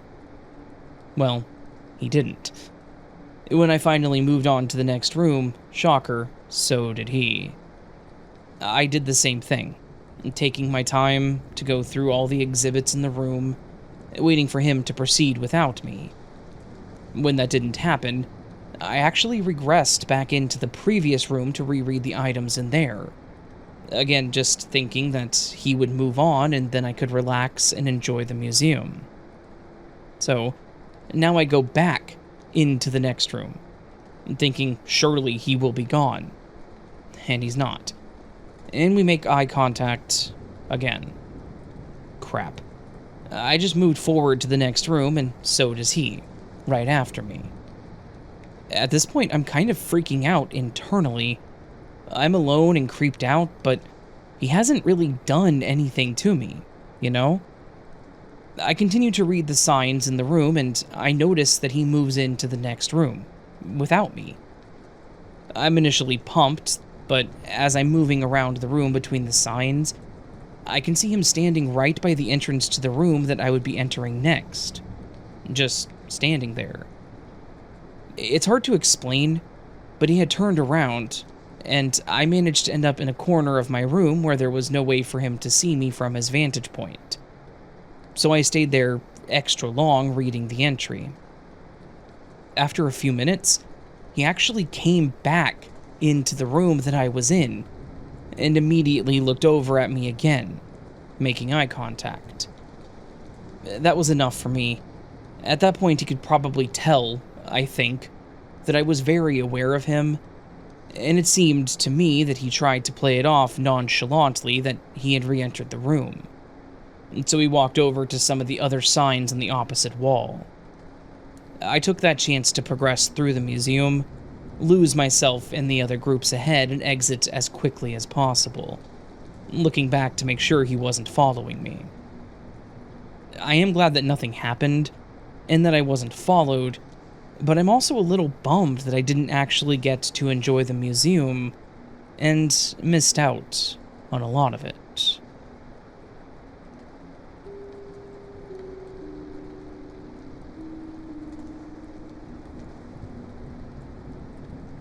I have a bit of a crazy story from back when I was 19 years old, fresh out of high school. I thought I was going to be a badass, and I planned on going camping all by myself out in the Ozarks. As a teenager, I was always an I can do everything on my own and down with authority type, so I decided that the most hardcore thing I could do at 19 was to go out to the Ozarks by myself and survive on the land for a few days. I had packed food, so it wasn't like I was actually going to be surviving off of the land. You know what, I don't really know what my plan was, other than to sleep outside and feel like I was awesome. I found a secluded spot by a creek, miles from anyone else, and I set up my tent. I got my little square organized and comfortable and thought that I was going to have the best days of my life. I spent the first day fishing, catch and release, and eating horribly burnt hot dogs that I cooked over a tiny fire that I somehow managed to get going. Basically, I had fully convinced myself that I was amazing, and that nothing could get to me because I was eating crispy hot dogs under the stars in the middle of nowhere. Then it came time for me to sleep. I went from on top of the world to having a mild panic attack every time I heard an owl hoot. For whatever reason, I felt like something was going to pound on my tent and attack me for pretty much the entire time I was lying there trying to sleep. I finally dozed off, but it had to have been for no more than a couple of minutes, because I woke up gasping and jumping up quickly. Something felt off. The air outside felt like it wasn't moving, and as much as I wanted to ignore it, I was seriously freaking out. Then I heard what sounded like a clicking sound. And I don't like to describe it like that because it wasn't like that big mushroom thing from The Last of Us or anything, but it was, I guess, like a clicking sound. It was faint, but it was definitely there. I sat up and slowly unzipped my tent to look out into the woods, trying to see what was certainly about to kill me. But it was too dark to actually see anything. I grabbed my flashlight and shined it out into the woods, trying to see literally anything, but the area was completely dead. It was just me, the moon, the trees, and a gentle breeze. Yet I was panicking at an instinctual level. I didn't exit my tent. I stayed in it and just looked around aimlessly. After a few moments, I decided that I was just losing my mind and zipped the door back up and turned to lie back down. Now, the next part, I know, sounds like it's a bunch of BS, but I swear to you it is exactly how it happened. When I turned and looked back into my tent, my flashlight still on, I watched as a small part of my tent floor pressed down into the mud, like it was being stepped on by something. It happened there and then in another spot, like there was something stepping on the tent in two spots, or like something was pressing down on the fabric and it indented into the mud, like with pressure.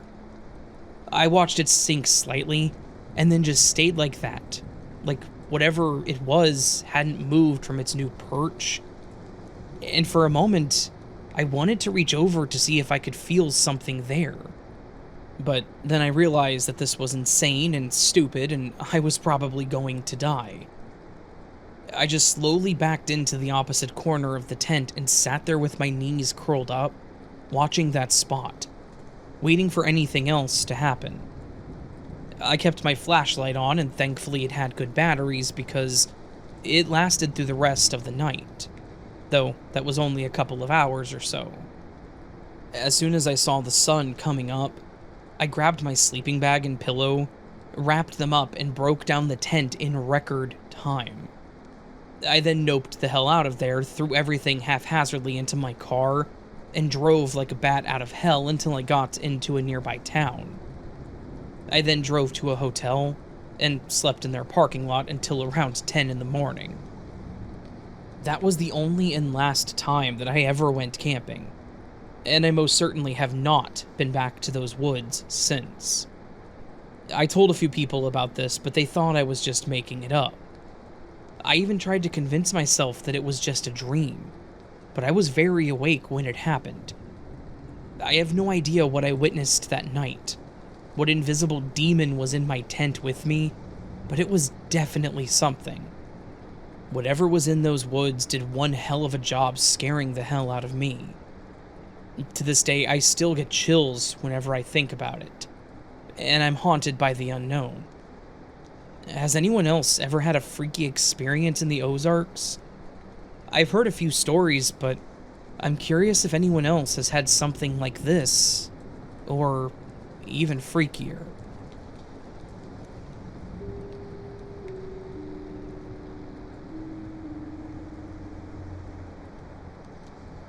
Hi, Raven. Almost 8 years ago, I bought a house in the suburbs for my then 13-year-old daughter, myself, and our Maltipoo Lulu. The house was in a great school district, the one that I grew up in. My ex-husband and her father had not really been in our lives for a long time. I really wanted to get my daughter into good schools so that she would have a chance of getting into a good college. As a single woman, living in the burbs was not my idea of bliss. I bought the house as part of an estate sale. The house was being sold by the surviving children of the woman who had owned it previously but had passed away. At that time, I didn't know that she had passed away in the house. We moved into the house in October of 2017. I met a bunch of the neighbor ladies, and they were wonderful. We're all still friends to this day. As I normally do when I move into a new space, I burned white candles in every room of the house, leaving a window cracked so that if there were a spirit, it could find its way out. A little background, I've always been very intuitive. I've had spirits reach out to me, although I'm not really sure what they wanted. Generally, I've told them that I didn't have anything to offer them and they should move on, and usually they did. We lived in the house for 6 or 7 months, and I never noticed anything strange. Then, one night, my next-door neighbor and I went out to have margaritas. I don't drink a whole lot, but margaritas are something I do like. On the way to the Mexican restaurant, my neighbors said they really missed Jean, the woman who lived in my house before me. She said that she was the one who came into the house to check on Jean and found her passed away in bed. I said, her bed in my bedroom? My neighbor thought that I knew that the previous owner had died in the house. I did not. It didn't seem like a huge deal to me. In fact, I felt pretty happy for this lady that, although suffering with cancer, she got to spend her last days in her own bed in her bedroom. I would want the same thing for myself. Here's where it gets a little strange. The staircase to the second floor ends right outside my bedroom door. This is one of those houses with the master on the first floor. The day after my friend and I had gone out for margaritas, I got up early to let Lulu out. She sleeps with me. I'm a crone, don't judge me. I got up and called her to jump off the bed like she did every morning. She was very hesitant, so I picked her up and carried her to the back door. I slid open the slider and placed her on the kitchen floor. She tore out of that house like the floor under her was on fire. That was surprising to me because she doesn't usually have that much energy that early in the morning. I turned around to make my coffee and glanced up the stairs. At the top of the stairs, I could see a dark figure. It was sort of a fact that I saw it, and it didn't really scare me. It just sort of startled me. For a moment, I thought it was my daughter. I looked away, looked back, and it was gone. I texted my daughter. Yes, she was upstairs and I was downstairs. Again, don't judge me. She texted back and said, "I'm sleeping and I have 20 more minutes." I asked her if she had been out of her room, and she said, "No, leave me alone, I have 20 more minutes." I got my coffee and went about my morning, although I couldn't get Lulu to come back into the house. I ended up picking her up and putting her in the kitchen. She ran from the kitchen into my room and under the bed. Something she's never done before. I took my daughter to school and returned home. I worked at home, so I powered up my computer and started my day. I couldn't get past the feeling that I was being watched. I kept looking over my shoulder, just a weird feeling. Finally, I had the sense of dread deep in my stomach. Suddenly, my legs and arms and feet ached. Somehow I knew that Jean was making her presence known. I stood from my desk, looked up at the ceiling, and said, "Jean, I know this was your house and you loved it very much. My daughter and I will also love it. Thank you so much for letting us have this home. We're going to love living here for a long time. Just then, I felt fine. Back to normal. As ridiculous as it sounds, the sun came out of the clouds for the first time that day. Lulu gingerly came out of my room. She walked over and looked up at me. I told her that everything was going to be fine. I never saw any dark figures or shadows again. I'm just kind of bummed that the white candles didn't work, as they've always worked before. I love your stories, Raven, and thank you so much for reading mine.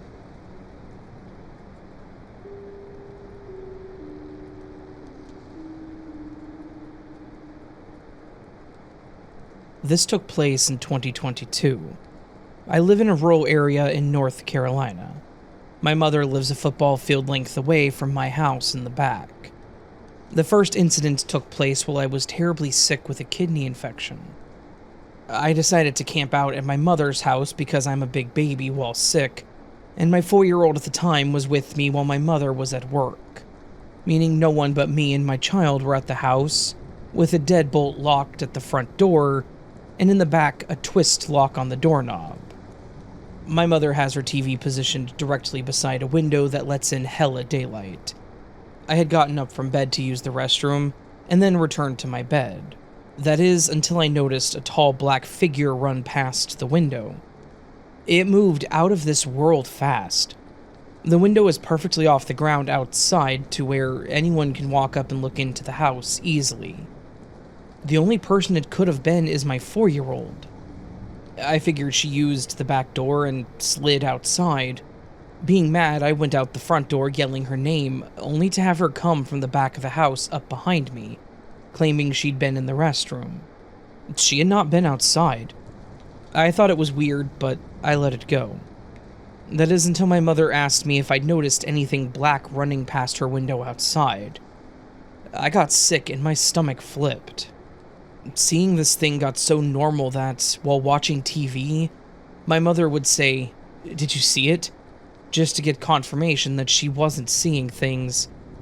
I found myself doing the same thing. It always traveled from the front of the house to the back directly next to the house. It all came to a head the day my mother and I witnessed this thing stop in the middle of the window and doubled back towards the front of the house. My heart hit my toes and jumped up when I noticed why it turned around.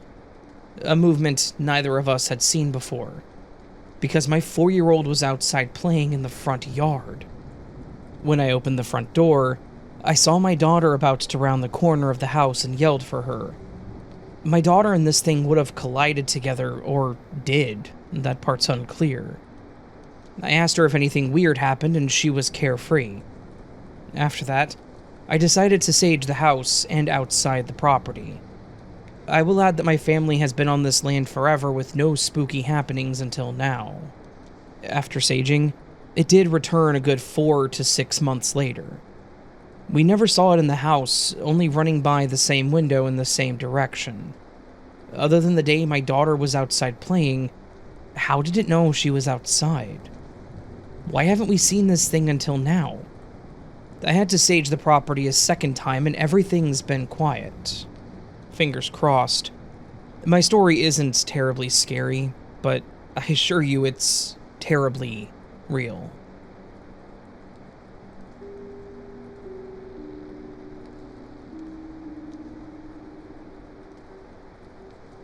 In the summer of 2022, my last camping trip with my family, we went to a popular camping location in Ohio. If you can figure it out, bonus to you. My sister and I, me, 17 at the time, and her, 14 at the time, shared a tent. So, we stayed up giggling and messing around quite a bit, like playing Uno or talking about boys that she liked. Mostly for week 1, in the 2-week trip, it was fine. We slept and talked like normal. It wasn't until the second week where things took a turn. I have a really hard time while sleeping, so when week 2 strolled around, my sister would be passed out asleep and I would be sitting wide awake for hours at a time. During these hours where I sat awake, I heard noises. Crunching, shifting, growling, howling. The basic outdoor noises. For the next 2 days of week 2, I heard a lot of walking and talking in the woods. Things like, "Come here," or "Help me." Sometimes I would hear faint whispering near my tent. I was honestly scared crapless. On the last 2 nights, which probably had been the worst, my sister was awake. Both of us playing Uno with her phone dead and mine on a cool 20%. Around maybe 2 a.m., my sister went to lay down and so did I. Until I heard thick footsteps around the tent. Too heavy for deers or wolves, but too light for bears or elk. It was almost like a person was walking around my tent. My sister was awake and quietly watched as someone, or something, pressed on the tent sides and door. Now, my sister and I move all the little tent zippers into our tents at night to keep people from trying to get in.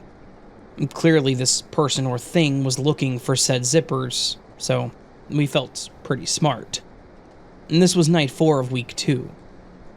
Now, finally week 2, night 5, the same heavy footsteps, the same touching at the walls, and the same whispering to come here and come out. My scared butt waited until 5 a.m. where I sat outside, waiting for my grandma. While sitting out there, I heard whispering and then screaming. The scariest, most blood-chilling scream in the world. It sounded like some kind of animal or person or something, but it was so loud that I nearly peed myself. I was glad that we left and even happier to not go back for 2 years. Does anyone know what this is? Or if it was some dude lurking on our campsite? Update. I talked to my grandparents and they said that Tater Tot, their little American shepherd at the time, had been snarling at something outside the tent walking around. Whatever it was got scared, let out a husk growl and then ran away. That was about 3 a.m. for them, and it scared them.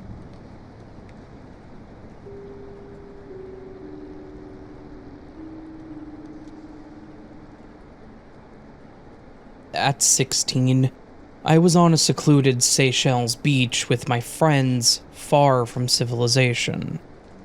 The beach was isolated with no other people in sight, surrounded by dense tropical foliage and the sound of waves crashing gently against the shore. We were having the time of our lives running around in the sand, playing games and swimming in the warm, inviting ocean. As the night began to settle in, we gathered on the beach, still buzzing from our adventures. That's when we noticed the sky. The blood-red moon was hanging low and casting a mesmerizing glow over everything. It was an extraordinary sight, and we all settled down to take it in, our excitement still palpable from the day's activities. Suddenly, my friend, looking completely shocked, tapped me on the shoulder. I turned to her and she pointed up at the sky. My eyes drifted upwards, and to my utter disbelief, I saw a second moon on the opposite side of the sky. It looked just like the red one, round and glowing, but it was a normal white moon. The red moon began to move, drifting across the sky, and a nearby star seemed to follow it, as if it were being pulled by some unseen force. The red moon picked up speed, soaring rapidly upward into the dark expanse of space. We were frozen in place, fear creeping in as we realized we might be witnessing something we couldn't explain, maybe even a UFO. The excitement from earlier turned into a mix of awe and anxiety. We were left speechless, our minds racing with questions and worries. The whole experience felt like stepping into a sci-fi movie, leaving us both thrilled and unsettled as we tried to make sense of it all. Desperate for answers, we turned to the locals. They spoke in a mix of French and African language, which made it hard for me to understand everything they were saying, but I could make out that they believed it could be related to aliens. They also mentioned seeing strange things coming out of the ocean sometimes. Their casual attitude towards these bizarre occurrences only added to the surreal feeling of the night. What we saw remained a mystery, leaving us with more questions than answers, and a sense that perhaps the universe was far stranger than we had ever imagined. Since then, I've researched red moons and found that many people report seeing red orbs in the sky. But the one we saw was much larger, making our encounter even more puzzling.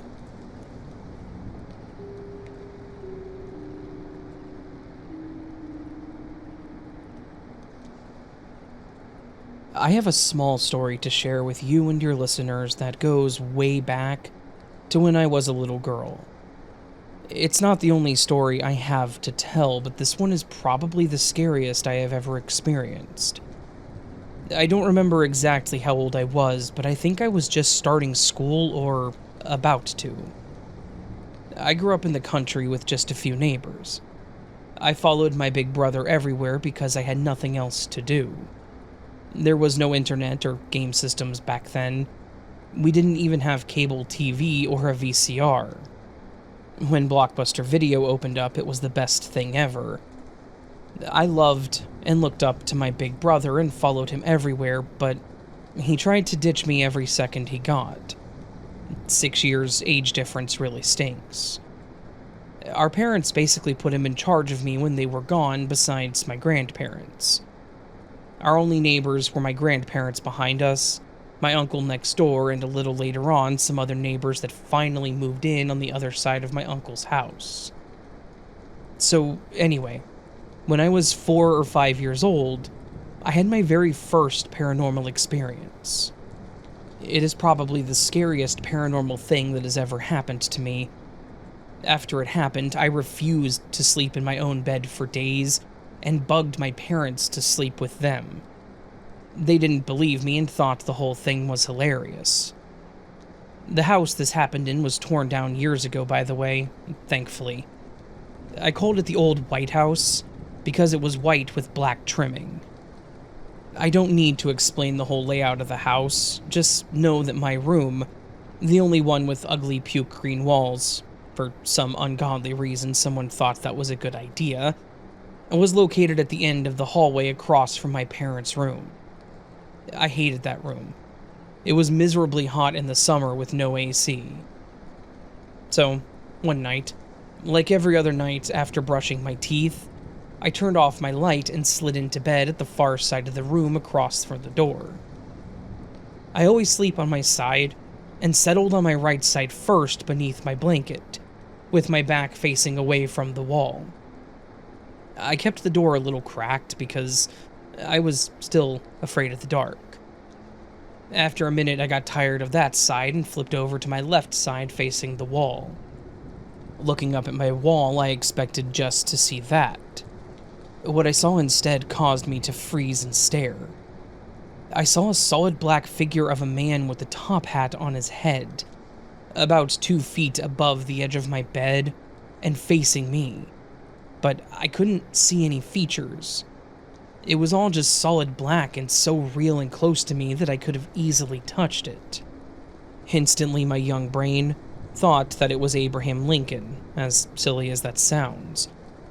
I remember my heart racing and I started shaking. I screamed and scrambled out of my bed so fast that I got tangled in my blanket, falling to the floor. I remember struggling to get up, sure that at any second it would get me, and I took off to my parents' bedroom. I woke them up and told them that I saw Abraham Lincoln in my room at the edge of my bed. My mom kind of stared at me in confusion and disbelief. They did not believe me no matter how much I tried to convince them. They let me stay with them for a few days until I finally got the courage to go back to my own bed again. Those first few nights, I laid as far away from the wall as I could and stared at it until I fell asleep. I'm sure now that what I saw was what people call a shadow figure, and I feel better and validated that I'm not alone. I've read a lot of other people's stories of shadow figures. Many years later, my own kids have all said to me that they've seen shadow figures, and I believe them. Those incidents all took place in another house. A lot of stuff happened in that house, but those are stories for another time. I left that place about 3 years ago and moved into my current home.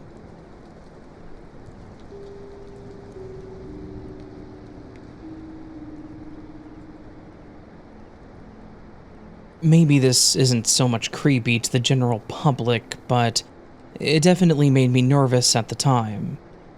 When I was 12 years old, in 2007, I was home alone babysitting with my 2 younger siblings while my parents were out at an event. It was summertime, so it stayed light out for a while into the evening. Just as it was starting to get dark, I went to the kitchen to make a bowl of popcorn to watch a movie with my brother and sister. When I looked out the kitchen window, I saw that there was a car parked hiding in the tree line of our yard. For context, we live in a fairly rural place, and we rarely had people out our direction unless they lived down our gravel road. And we knew our neighbors' cars. This was a junky beater and the license plate had been taped over. It was not one of our neighbors. I was a kid who was pretty aware of my surroundings, and I decided to step back from the big kitchen window and go into the dark entryway hall to get a better look.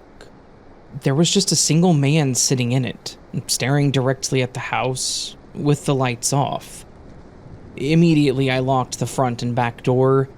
I told my little brother and sister calmly to play in their rooms and to not come out until I came and got them for the movie night. I then went back to the kitchen to get my phone to call my mom, but she didn't answer. I watched him through the curtains sit in the dark tree line and just stare at the house for what felt like ages. Finally, someone drove down our road, and their headlights reflected off of the car. He started the engine, drove out of the trees, and booked it down the gravel. I was still very nervous and tried calling my mom again. No answer. So, for the rest of the time, I just played with my siblings in their room with the door shut and curtains pulled until my parents came home later that night. When I tried telling my parents what happened, they were convinced I was making it up, and that I was just being a dramatic kid. I swore up and down that I saw this car with blackened out plates in the tree line, and they weren't interested at all. I know I saw it, but I'm the only one who did. Maybe it was just a random guy who didn't know there were 3 young kids home alone, hiding for some reason, but I'm still glad that I locked all the doors.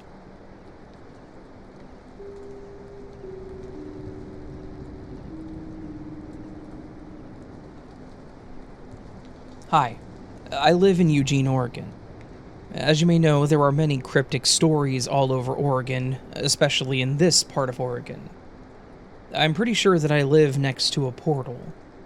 The street that I live on is 1/4 of a mile long, and you can feel the charge as soon as you turn onto my street, especially at night. Okay, I rent a room in a house that my girlfriend and her boyfriend manage. For some reason, when she and I are together at the house, or out and about, all kinds of strange and creepy things happen. Like the post office incident that I'm going to share with you now. A few months ago, my girlfriend had to run to the post office to send a package to a friend. It sounds easy and safe enough, right? Nope. Let me start by saying that it was after 9 p.m., but this particular post office is open 24 hours for drop-offs. Anywho, she was telling me the last time she was at this location during the day, she saw 2 ghosts at the door, and they were more surprised that she saw them. Like, they didn't want to be discovered or something. And as we pulled into the parking lot, oh yeah, this was my first time being at this particular location, my neck hair pricked up, and I felt cold all through my body, and was instantly anxious. My friend was feeling the exact same way, and as she got out of the car to enter, I began saying protection mantras like imagining white light around her, and asking Jesus to keep her safe. and I was watching her the entire time. Something I wouldn't normally do, by the way. I watched her put her mail in the drop, turn around, and take a step towards the door. On her second step, I saw as her head snapped forward and she flew across the corridor. There were no carpets or anything for her to trip on. It literally looked like someone had shoved her hard.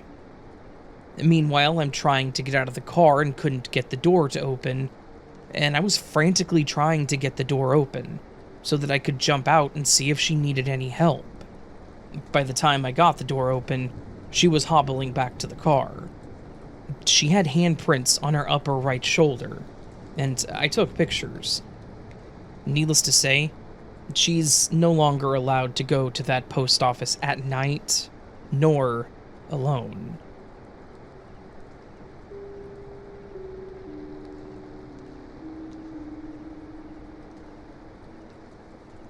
My friend and neighbor lost her husband, Johnny, 2 years ago. She's 88. They had lived in that house for 65 years and had moved there 2 months before she delivered her first son of 2. Needless to say, she had never spent a night without her husband, ever, and had married at the age of 20. One night as she was lying in bed, she clearly heard him say, "Hey, little girl." And another time as she sat in a chair at the kitchen table, he moved her whole body by gently scooting her chair a good distance back. So, later on, I told her I would take her to her eye surgeon to perform a cataract operation. I also agreed to stay the night so that I could guide her to the bathroom in the night, or whatever she needed, since she only has the operated eye, since the other is non-functioning due to a prior stroke. I lay in the bed, and she had one of those mattresses that you can't feel a thing where the other person is lying so that it won't disturb you. Suddenly, I was really disturbed. "I think we're having an earthquake," I told her, but she couldn't feel it. Kentucky is on the new Madrid fault line, so it was sure possible with quakes and volcanoes and tsunamis that we've had lately.